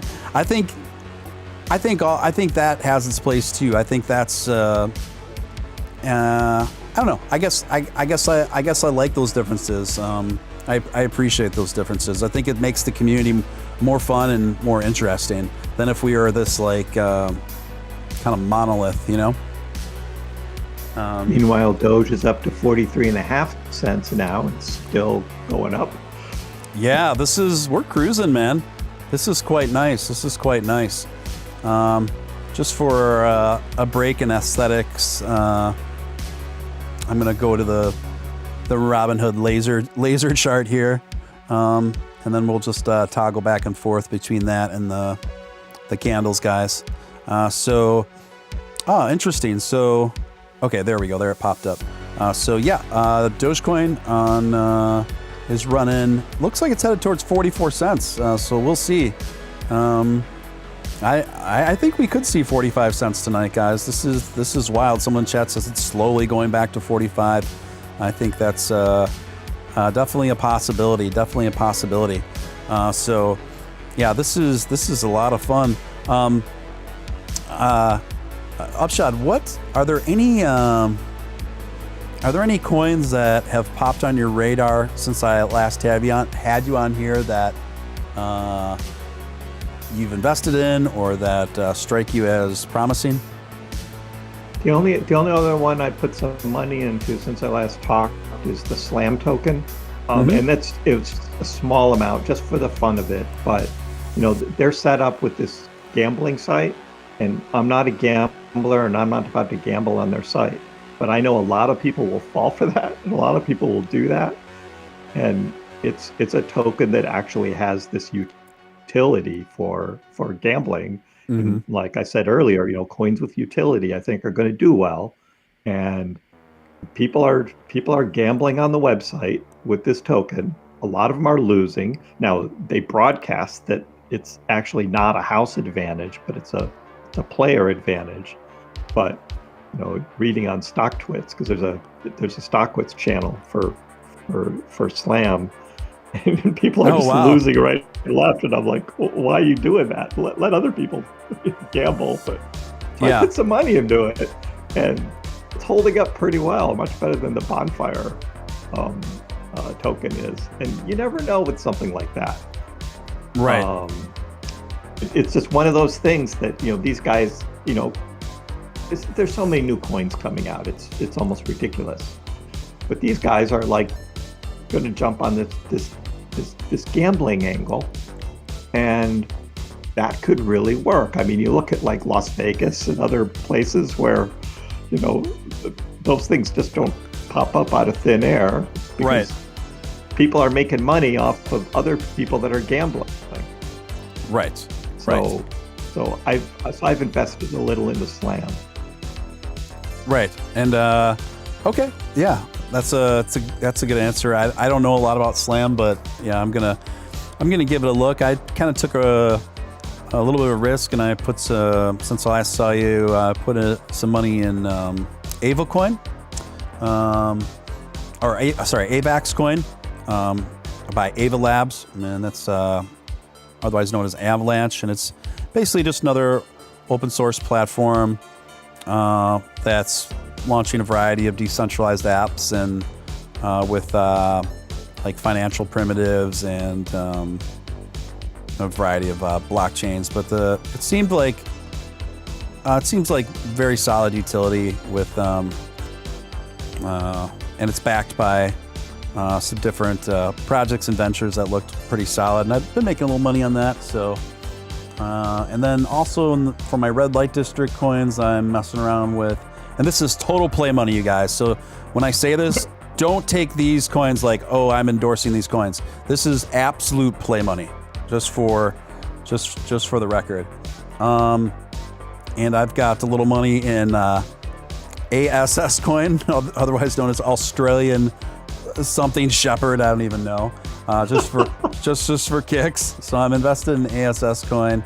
I'm also invested actually in the Pancake swap token that goes by the name Cake. Now that one I do think has potential. It's already kind of come up pretty well over the last month, and the reason why I think that has good long-term potential anyway is obviously because Pancake Swap is the go-to third-party application for people converting BNB into all their these other coins and sketch coins and whatever. So, and which is another reason why I'm so invested too in BNB, because BNB I think is definitely in the more solid long-termer category for crypto anyway for me, and I don't see that slowing down. Your thoughts on BNB? Yeah, I actually ended up with a lot of BNB after I did my first SafeMoon exchange, because I wanted to make sure that I could get, after I bought SafeMoon on Whitebit, a lot of people were saying, well, you can't get verified because you're in the United States, so can you actually get your money off of it? And so I sold some of the SafeMoon on Whitebit, and I transferred it back into my Binance.us account, and then as USDT, as Tether, and then I bought BNB with it because I was going to try and do the Pancake Swap, and buy back my SafeMoon through my Trust Wallet. And I couldn't get it to work with Trust Wallet because the app I have is on an iPhone, and apparently the iPhone app isn't the same as an Android app, and I was getting really frustrated with it. But I had bought all this BNB. BNB started going up, and I was like, huh, that's not bad. I think I'll keep that. Yeah. I always had a little bit I always had kind of a more modest investment in BNB, and then I was playing around with SafeMoon and other safe whatever, and then I was kind of thinking I'm going to consolidate most of these red light district coins and just put it all in Smart Chain instead, and I've been very happy with that decision, and I'll be investing more in BNB, and I really have a lot of respect for the CEO of Binance. That guy's really on the ball and really activated, and very sharp and very ambitious. And so essentially when you are putting your investment into a token, the hallmark brand token of a particular exchange or trading app, you're basically putting your faith in the abilities of the CEO, essentially, right? And so I am pretty impressed with the CEO of Binance, as well as the CEO of Voyager, which is why I'm invested into their house token as well, VGX. Your thoughts? Yeah. I'm not in Voyager, but people have been saying good things about the VGX token. But yeah, it's all about utility. I've got some like, VeChain, which is a supply chain, crypto. Yeah, me too. That has, a great future. I don't know what happened today. It just tanked. Oh, hardcore. The VThor token with it. And so I didn't see any news or hear anything about it. Some people were asking on Discord, and I don't know what happened to it. It was really strange watching Doge go up and VeChain just drop like a rock today. But, that's crypto, right? Right. Yeah, I actually trimmed a little bit of fat in my portfolio and ended up taking advantage of that dive in VeChain today and picking up a little more VeChain. I do feel that VeChain is going to have its day eventually. Some of these you just got to be really patient with. I mean, Litecoin's a really good example. If you've been a Litecoin holder for the last couple of years, I mean, you really had to exercise patience, and it doesn't have the most vibrant community either, of rabid Litecoiners, right? But I always had a really strong feeling that, if you had the patience, Litecoin is one of your better investments in crypto. And I think we're starting to see that materialize now, Yeah.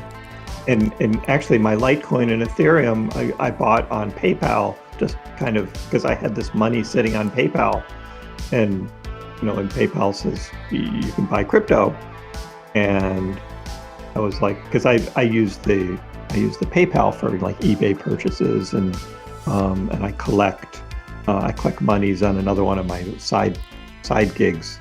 I collect in PayPal, so I had a bunch on there, and I was like, it's just sitting there, not doing anything. Why don't I? And plus, I wanted to see how the PayPal exchange worked, right? Like buying crypto on PayPal. Well, it's awful, first of all. It's just like not a good place to buy crypto. But the money was sitting there, and I just said, well, I'll just try it out. So I bought some Litecoin and I bought some Ethereum instead of Bitcoin. I mean, that's all I think they had Bitcoin Cash too. I think those were the four that they had. And both of those have done very well. My PayPal account is growing. And then I was buying something where the PayPal, window pops up, right? Because you're going to use PayPal, and it said that I could use, the PayPal balance. I could use my bank account, or I could use it out of my Ethereum or Litecoin. So PayPal now will let you actually spend your cryptocurrency on a PayPal payment. I thought, well, that was cool, but I didn't use my Litecoin or Ethereum. I just used my balance when I made that purchase, whatever it was last week. Yeah. I mean, they're doing so great.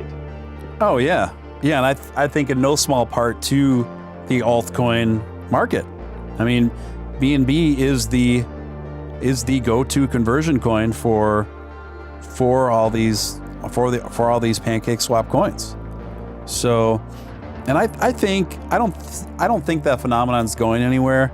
I think there's always going to be. Now, I have a hard time seeing it occupying a large part of the crypto market, mind you, but I do think there's going to be a long-term place for these pancake swap coins, just because people's penchant for risk, and they just enjoy it. They enjoy the excitement.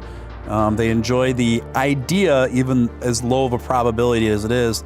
They enjoy the idea of being able to potentially throw $500 at a coin and making a ton of money, which does happen. It's like catching lightning in a jar, but it does happen, right? It does happen. So I think for that reason, human nature is going to keep that is going to keep the red light district going, So and which throw also a little money at it, just forget it. Just forget right. about it. And if it ends up being a rug pull and you lose out, well, it's a little like gambling. Exactly. But if it hits, wow. I mean, ask Nick Balls about something hitting, right? Oh my gosh. With Dogecoin. Oh my gosh. That can happen. You don't know. You don't know.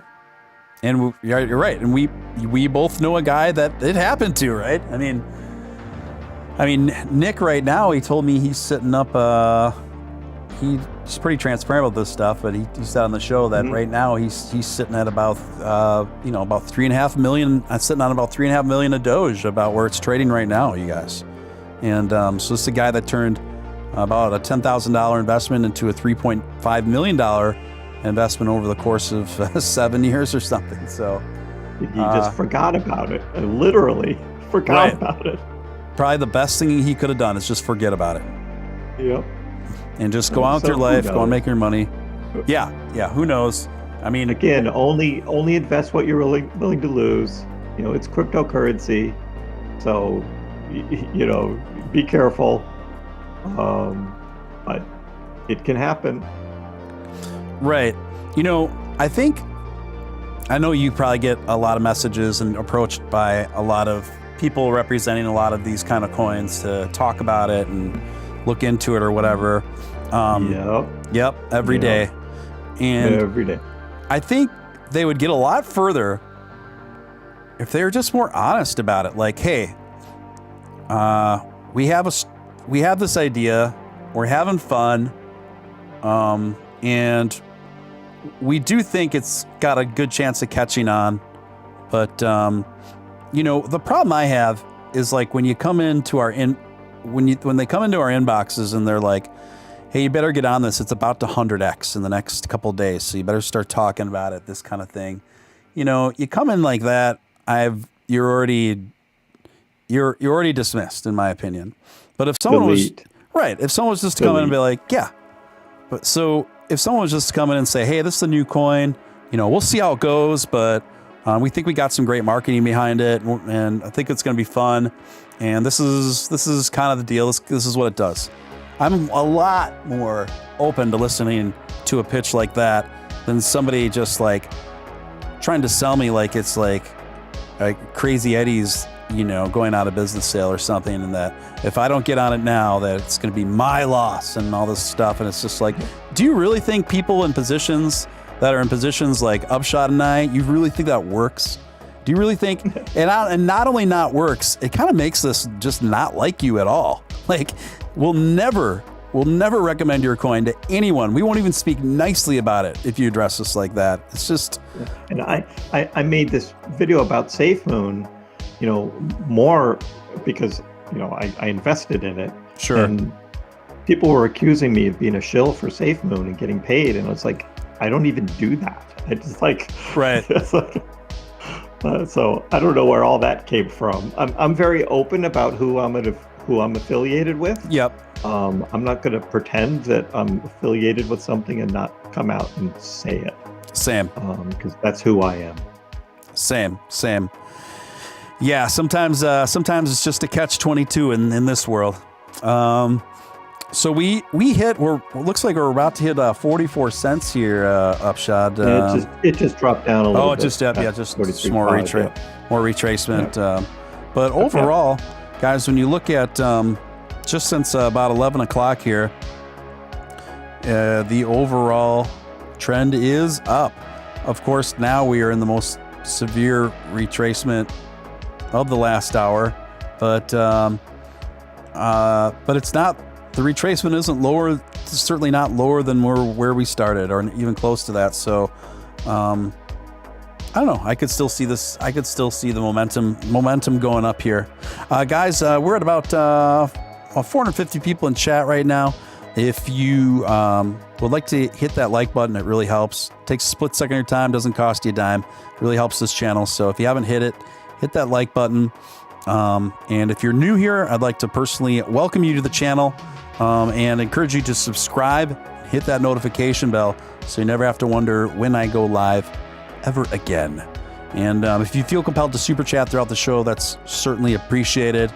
You can do so through YouTube. My special guest for the night has been the one and only, the original Dogefather, Upshod. And if I suspect most of you are already subscribed to Upshod, but in the event that some of you aren't, I'm going to put a link to his channel in the chat right now. And I would encourage you to give Upshod a follow if you don't already. He's hands down, one of my favorite content creators on YouTube. And so if you like my show, you'll definitely dig what he's doing. So, the party will not be open bar. It'll be paid. I'm not gonna put up all the alcohol. You're gonna have to pay for your own drinks at the party. Sorry, I'm not gonna quite go that far, but come on, guys. We'll get food and it'll be fun. Come on, guys. There'll be a lot of entertainment, that's for sure. But whatever you're drinking will be whatever the bar has. Yeah. That's good. Yeah, your drinks are on you guys. Come on. trying to get Upshot to pay for your tabs. Come on, guys. So you were saying the party would be in Boston, huh? Well, that's where I am. So okay, got it. Where the party's going to be now. There is this. Okay, got another exclusive for you, Steve. Okay. Party number 2. Yes. Party number 2 is going to be Texas. Ooh. There's a group on my Discord that are going to arrange a second Dogecoin dollar party down in Texas with some Texas barbecue, and so I'm gonna make it down to Texas to be able to attend that one too.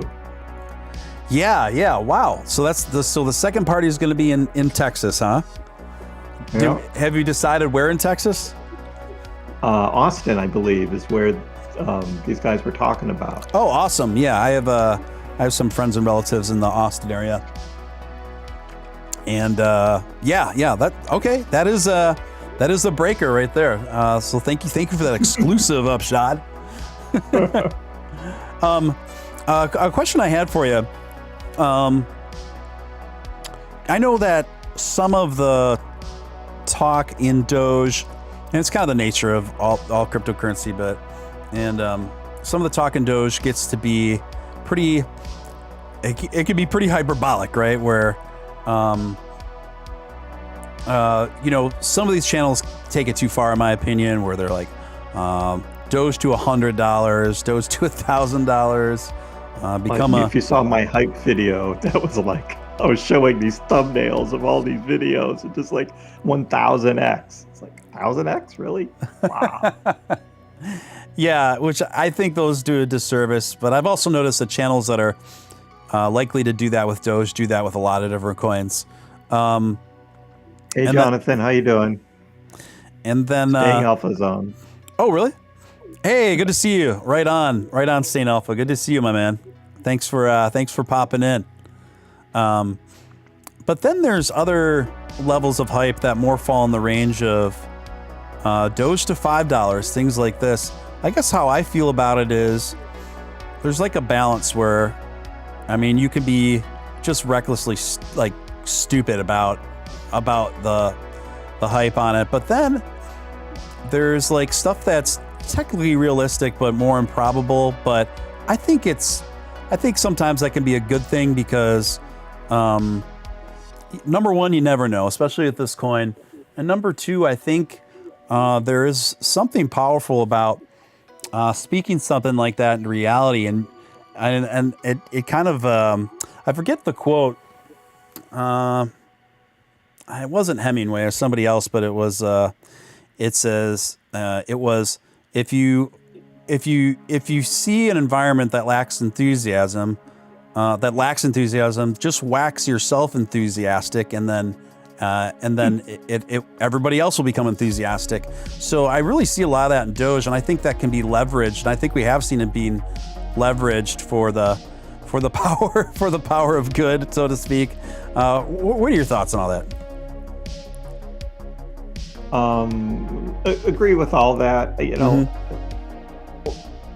I think all the questions about, do you think Doge will get to $5, or where do you see Doge in 10 years? I hear that one a lot. Yeah. I'm like, man, we are just in the middle of this explosion that's happening right now. Yes. We're right in the middle of this. Who knows? I mean, really, it's just guesswork more than anything else.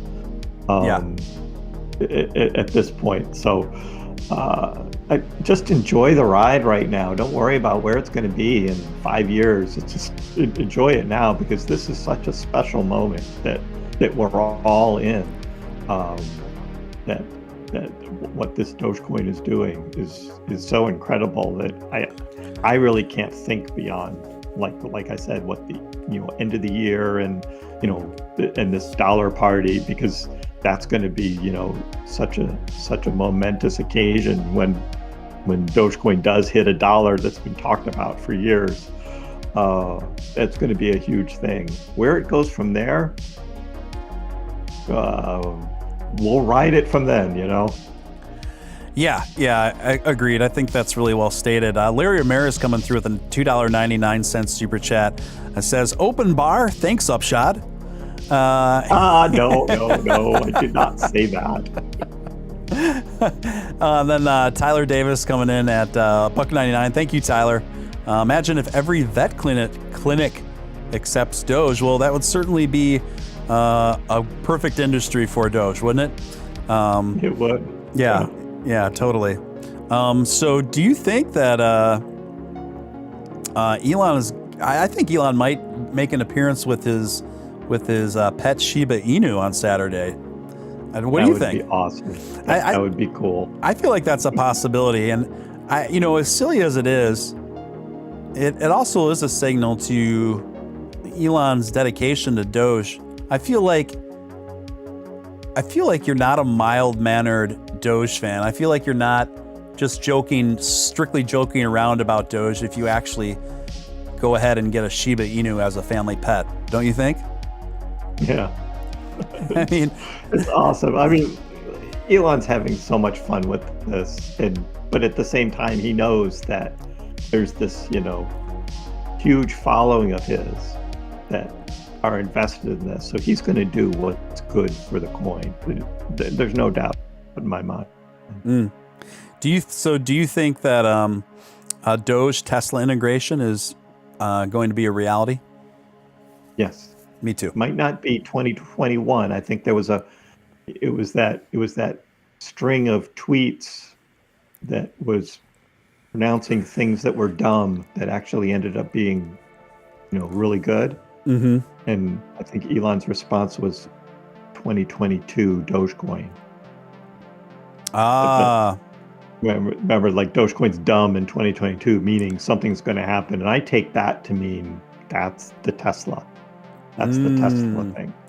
I never thought about that way, Upshot, but I think you're right. Yeah. I never interpreted it that way. I didn't think about that.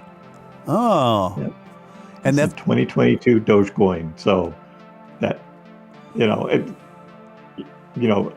Matt's, got this video today about the Spotify playlist and the letters and trying to figure out what it all means. And,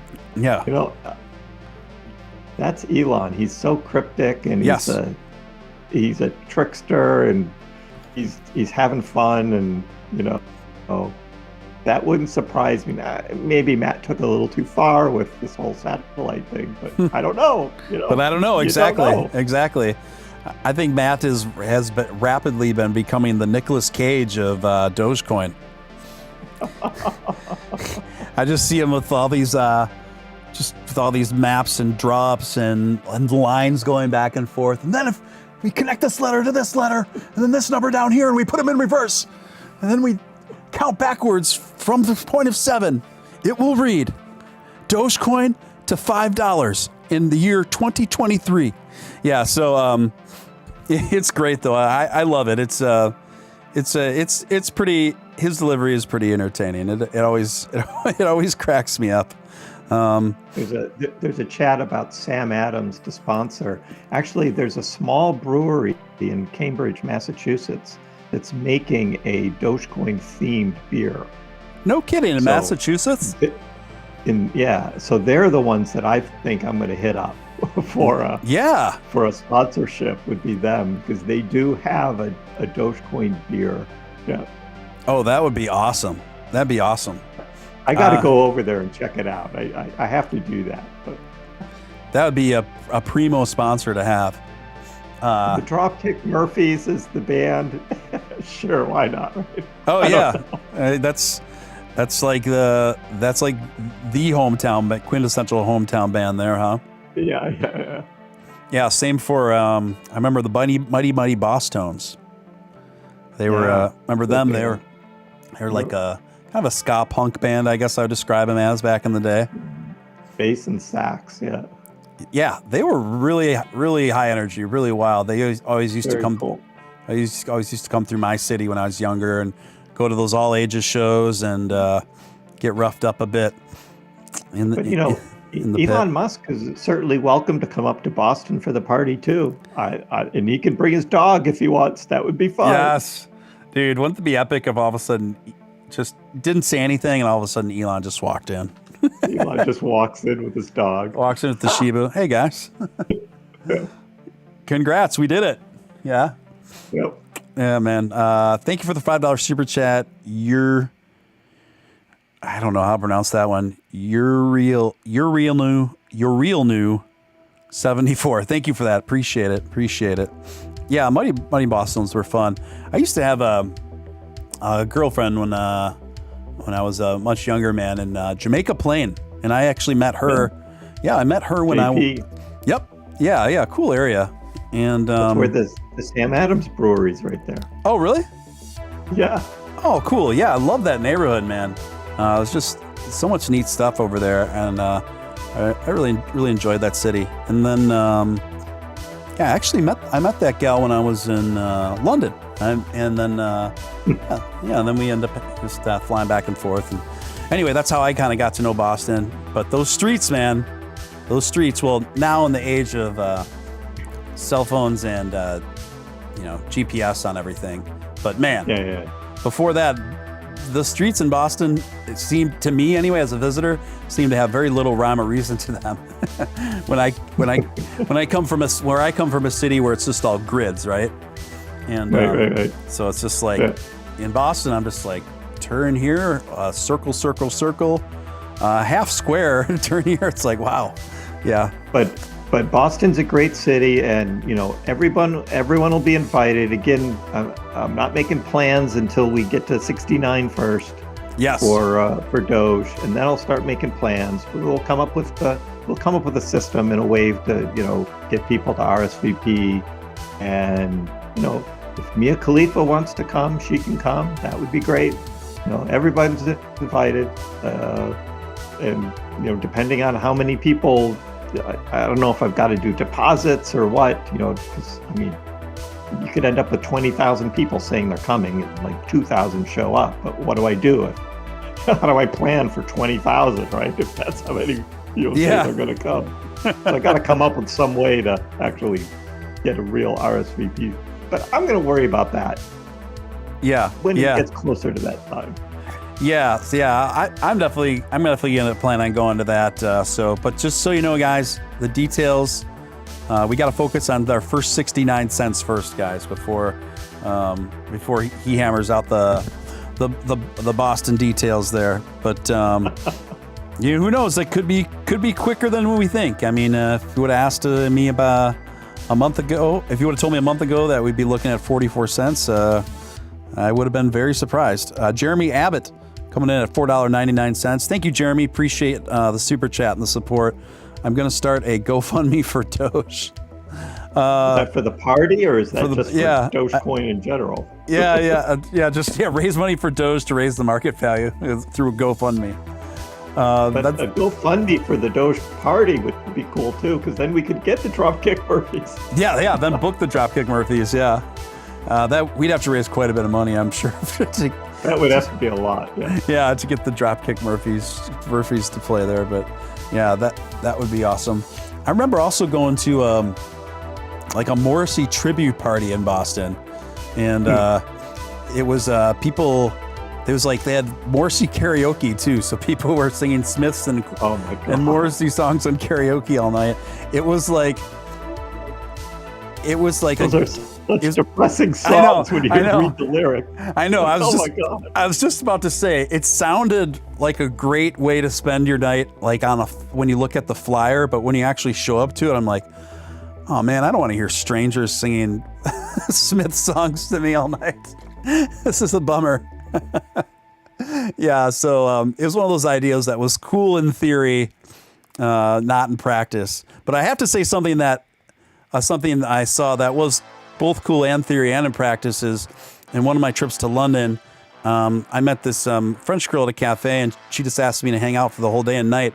And she ended up taking me to this kind of like, it's mostly kind of like a drag scene at this place called Madame Ruru's or something. It's eluding me right now. It's a pretty infamous place in London. And we sat down, and it was like out of a movie. So the moment we sat down, the band was starting. That was playing there that night. And it was like one of those stages that like moved, that like started to like spin out from the back, like a half oval. And so it started moving, and the band was playing a bossa nova version of Love Will Tear Us Apart by Joy Division. And then and it was just so cool to hear that song in bossa nova. And that's what they did. They did all bossa nova versions of songs like that. And it was great. It was a great time. Meanwhile, we've got our first co-sponsor for the Boston party from Surge Soda. Oh, Surge is stepping up, huh? Stepping up and going to be a co-sponsor for the Boston party. Part of me wonders, now Surge I don't think has been around for quite some time, right? I think it was like I'm just Googling it real quick, but I recall Surge like in the 80s and 90s as just a very highly caffeinated soda. But let's see, Surge Soda, is Surge around today? Surge Soda is back. So yeah, they brought it back. Surge is a citrus flavored soft drink produced in the 90s to compete with Pepsi's Mountain Dew. Oh yeah, but with more caffeine. But it's discontinued in 2003. But I think looks like they're doing a limited run of Surge Soda again now. They have like their separate website now.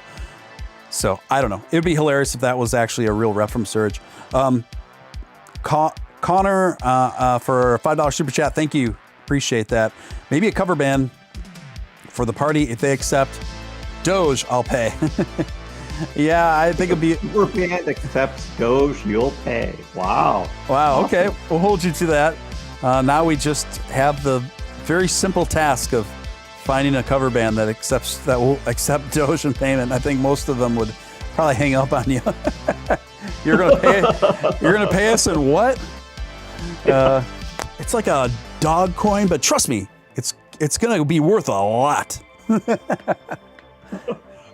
Yeah. Okay. Kiss, Snoop Dogg, Jason Derulo, Soulja Boy. Sure, they're all into Doge. Yeah, they would all come. Yeah. Maybe we'll just book them all and just tell them they'll be paid handsomely in Doge, but handsomely to them is probably quite a bit more than any of us could muster. But yeah, there are a lot of artists. There's a lot of artists that are jumping on the Dogecoin and continually doing so. I think the Jason Derulo thing was probably the newest one, and that was pretty major. Overall, Upshod, where do you see, because you mentioned it, you touched on it briefly earlier, but where do you see cryptocurrency in general as far as its place in society in the future? Do you think it will ever be as popular as, say, credit cards? Probably not, because there's too many people that just will rely on the tried and true banking system of governments. So the cryptocurrency percentage is so small today, and it's not going to take over or anything. I certainly do see governments changing over to digital currencies. Yes. But it's still going to be a government-backed currency. It's not a cryptocurrency. It would be a digital currency for the government, and they all paper money and coins. I can't remember the last time I actually used a dollar bill actually to pay for something. Right. So it's like so that's inevitable, but cryptocurrency isn't going anywhere, and I think it'll still be this, not really a niche, but it's it's its own thing. Will continue to grow, but not exponentially like it's going to become like a major form of payment. I don't see that. What about like something I thought about too? What about like a card? Like it's used. There's like a physical, like credit card, except it deducts from a crypto balance. Do you think that's something that would ever be in the works? Isn't that what SafeMoon was talking about as one of their ideas? Yeah, I believe so. I actually think that could be a pretty effective idea in the right hands. Yeah. Yeah. But of course, again, you'd have to have a lot of it will depend on authority and verification and safety and all of that. I mean, that's the biggest risk of anything like that. Yeah. Plus, I think the challenge it also poses is it always has to keep up with adjust for the current MV to. So whatever the conversion process there, it has to be pretty good tech and be on top of it to be able to constantly be making those adjustments. Surge Soda, again, for $1.99, 24 cans of Surge to Steven at 0.50 address of choice. Okay, all right. Sounds good, Surge Soda, thanks. I anticipate with bated breath my 6-pack of Surge. I could probably actually use that Surge for as late as this show usually goes, honestly. So we are unstoppable 2021. Yeah, guys, I mean, things are looking really good. I mean, overall, in my opinion, Dogecoin is the most exciting coin to watch in this whole thing, just because of all the dynamics surrounding it. It's really hard to beat. I mean, I can't think of any other coin that has the following that Doge has, that has daily shows kind of dedicated to it. I don't think we've ever seen anything quite like that before. It's not like you can go onto YouTube Upshot and just see like some daily ADA streams, Yeah. So it's pretty wild. So you're at 50,000 subscribers now, over 50,000 subscribers now. How long ago did you start your channel? I started in late December. Wow. That blows me away, man. And it's all Doge. I was starting with these swing trading videos, and they weren't getting a lot of views. Yeah. The financial market is pretty crowded on YouTube, right? Particularly, stock channels. The space there is just so overloaded. But I was trying to do my thing, and then when I bought the Dogecoin and made a video about that, it took off, and it's been a ride since. Wow. I mean, that's incredible. Just since December? Yes, sir. Just last December. Sorry. Last December. Yeah. If you look on my YouTube channel and you'll see the create date, and it's like December 21st or whatever, 2020. Yep. That is incredible. Well, so December, January, February, March, April, May. So basically about 6 months, yeah? Yes, sir. So 50K divided by 6. Wow. You're averaging. Oh, it's the first month was 1,000. So it's been 10,000 since a month. Yeah. Oh, wow. So I'm at, let's see where I'm at. I'm at 2,170. And I'm about, probably about 5 weeks deep. And, but I don't see myself Getting to 50K in 6 months, man, that is wild. What a wild ride, man. So I think part of it was the timing of February and, late January, early February when Doge took off. And those videos I made, some of them were getting 100,000, 200,000 views, and I'm not getting that now.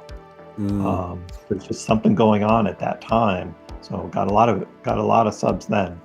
But I think it's really my style and the way I make videos. And you do mostly streams, and you make videos of pieces of your streams, right, the good parts or whatever right. you determine makes a video. But I craft the videos. I think one of the guys I used to watch, Andre Jick, he does these finance, got a finance channel, and right. I like his style. It's pretty laid back and kind of no nonsense.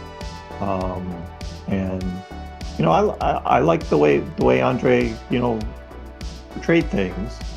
Of course, I hate it when he comes into Dogecoin and then makes a Dogecoin video and then gets 300,000 views, and I'm like, dude, I've been doing Dogecoin every day. You just come in here like once a month, make a Dogecoin video because it's the hot thing and right. everyone watches it.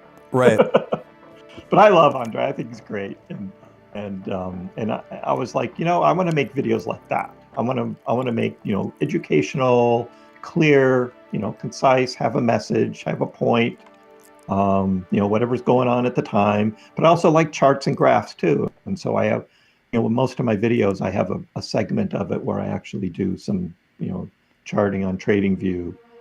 I used to use a couple other platforms for charting, but now I just use TradingView for most of it. And people respond to that. And when I don't do charts on a video, I get comments like, do more charts, Upshod. Oh, okay. Yeah. Yeah, you can't win. I know. Yeah, it's like no matter what you're covering, there's going to be a preference. Someone's always going to have an alternative preference for what you're covering at the moment, Yeah, it's and then part of it, Stephen, is the subject matter. With Dogecoin, there's like always something going on. Now, March was a stretch. March was pretty quiet in Dogecoin land. Yeah, you had to get more creative then. Yeah. But now it's like every day there's something exciting going on. And Yeah, totally. And I really don't see it slowing down. I just see this as just like this trilogy saga just starting to unfold still, and I think one day there's going to be a movie made about all of this, the rise of Dogecoin, kind of in the same fashion as maybe like they made a movie out of the rise of Facebook, right? And then I don't know who would play Billy Marcus and Jackson Palmer, but I bet you might be in the mix too. Honestly, I'm not even saying that facetiously, because in order to make a movie like that, and there already has been talk among some pretty well-connected people in the entertainment industry about this being a possibility, they're going to have to include some content creators that I would think they're going to have to include some content creators, because content creators really played at least one of the key roles in sculpting this whole thing. People day after day, channels like yours, channels like this one, channels like Matt's, just constantly going at it every day. Well, it's definitely the $1 Dogecoin party. It's going to be the big scene, right? When Dogecoin hits $1, that'd be a big scene in a movie. And so, since I'm hosting the party, there it is. Yeah. There it is, man. There it is. Who would play you in the movie, man? Maybe ask the chat. What actor do you think should play Upshot in the Dogecoin motion picture? I don't know who would play me. I've got a name. You got one? I've got a name. Yeah, who? But we'll see if anybody else comes up with something first. Okay. You'll like it, Stephen. You'll like it. Okay, cool. Yeah, there's about a 30-second delay in the chat, so we'll be seeing some answers shortly here. And yeah, it'd be interesting. Bill Gates. Come on. Poor Bill.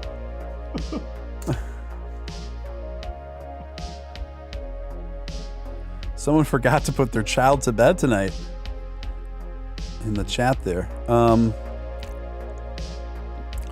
Upshot should be Christian Bale. Someone says Tom Cruise, Steve Buscemi, Connor. Thanks again for a $5 super chat. Brad Pitt as Upshot confirmed. Or Brad Pitt as Steven Steele. Oh man, suggested that. That's a good one. Oh, that's good. Steven Steele will be by Robert Downey Jr. Oh, that's funny. Matt Damon is a good one. Yeah, I agree. Being the Boston route, yeah. I was going to say James Spader. Ah, yes. I think he had the hair, going and everything. Of course, who knows what he's doing now? But I think James Spader would be really, really awesome to play you. I really like that idea a lot because he's. I could just see it. I could see him delivering the way you do, but just with that extra level of just kind of weirdness. You know what I mean? Just kind of weirdness where you're like, is this guy running a crypto channel or a cult? I'm not sure. You know, you could just straddle the line, man. I'd love to see that happen. I fully endorse that. I fully endorse. I fully endorse that idea. That's awesome. Now they're still coming in with suggestions here.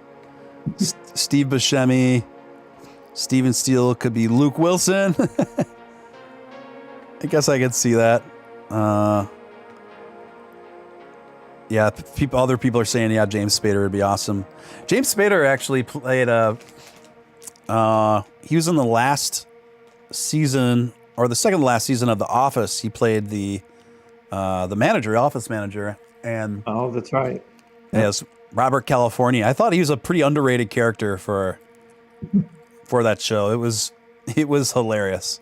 It was so weird, but so right. Correct, Steve, or pass one. What are you asking, Paul? You can't put a stop loss in on Robinhood. No, Robinhood doesn't have stop loss. No, you can't do that in Robinhood. Unfortunately, that's one of the drawbacks there. James Spader as Robert California as Upshot. Someone said that would be awesome. James Spader as Robert California as Upshot. That would be the super combo right there. That would be the super combo. Yeah, there it is. Like I don't even hate this troll that's been going on all night. It's because it just reminds me of like someone's 14-year-old kid that just stumbled across this channel and keeping your mods busy. Keeping the mods busy. Hats off to my mods and Johnny and keeping them awake. Celeste. Sorry to keep you guys so busy, but you're doing a really great job. And let's hear it for the mods. Everybody. Yeah, no kidding. They've really worked overtime tonight. Well, Upshot, this was awesome. We've been going on over about 2.5 hours here. This was super great. I really appreciate all your time. Appreciate you coming in and shooting the breeze and laying down all your insights on us. And thanks a lot, Stephen. It was fun, and we'll be sure to have you back on my stream sometime soon as well. Oh, I'd absolutely love that. And every time when I tell my viewers that you're coming on, it's just everyone just goes wild, man. They just love you here. So this has been super great. Really, really appreciate you coming through, and I can't wait to do it again, man. Yeah, sure. Thanks, Stephen. And we'll see everybody soon. All right. Talk to you soon, man. All right. Bye. All right. Take care. Guys, that was the one and only Upshot, the original Dogefather. And I'm going to put the link to his channel again.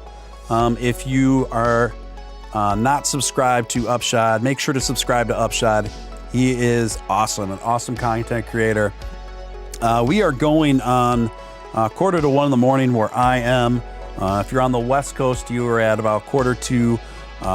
If you're on the East Coast, you are at about 1:45 to 2 This has been just a fantastic show. Just really, really wonderful. And I think at this point, I think I'm going to wind this stream down too. Thank you so much, everyone, for tuning in. This has been a wonderful chat. If you are new, make sure to hit subscribe before you leave and hit that notification bell and join us. We're going to keep this show and this community going strong. There's so much to be excited about, so much to be stoked about. And I do stream regularly, and so just hook up with us, hook up with the vision, and let's just have a great time all the way to the moon. You guys were just fantastic. Again, big props to the mods tonight for working overtime. Sorry about that, but that's how it goes sometimes on the interwebs. And also, don't forget to check out other videos on my channel in case when I'm not on, you can go through. I got a lot of other content that I've produced in a short amount of time that you can check out there too. And if you're not following me on Twitter, I love staying connected with my audience. I'm going to pop my Twitter in the chat in case you want to follow me there. I'm very active on Twitter. My DMs are open on Twitter. So I'm going to put that in there too. And at that, guys, thank you so much for your continued support. I'm going to leave you with my new outro. I made an outro video, and so I'm going to leave you guys with that. And until next time, this is Steven Steele signing off.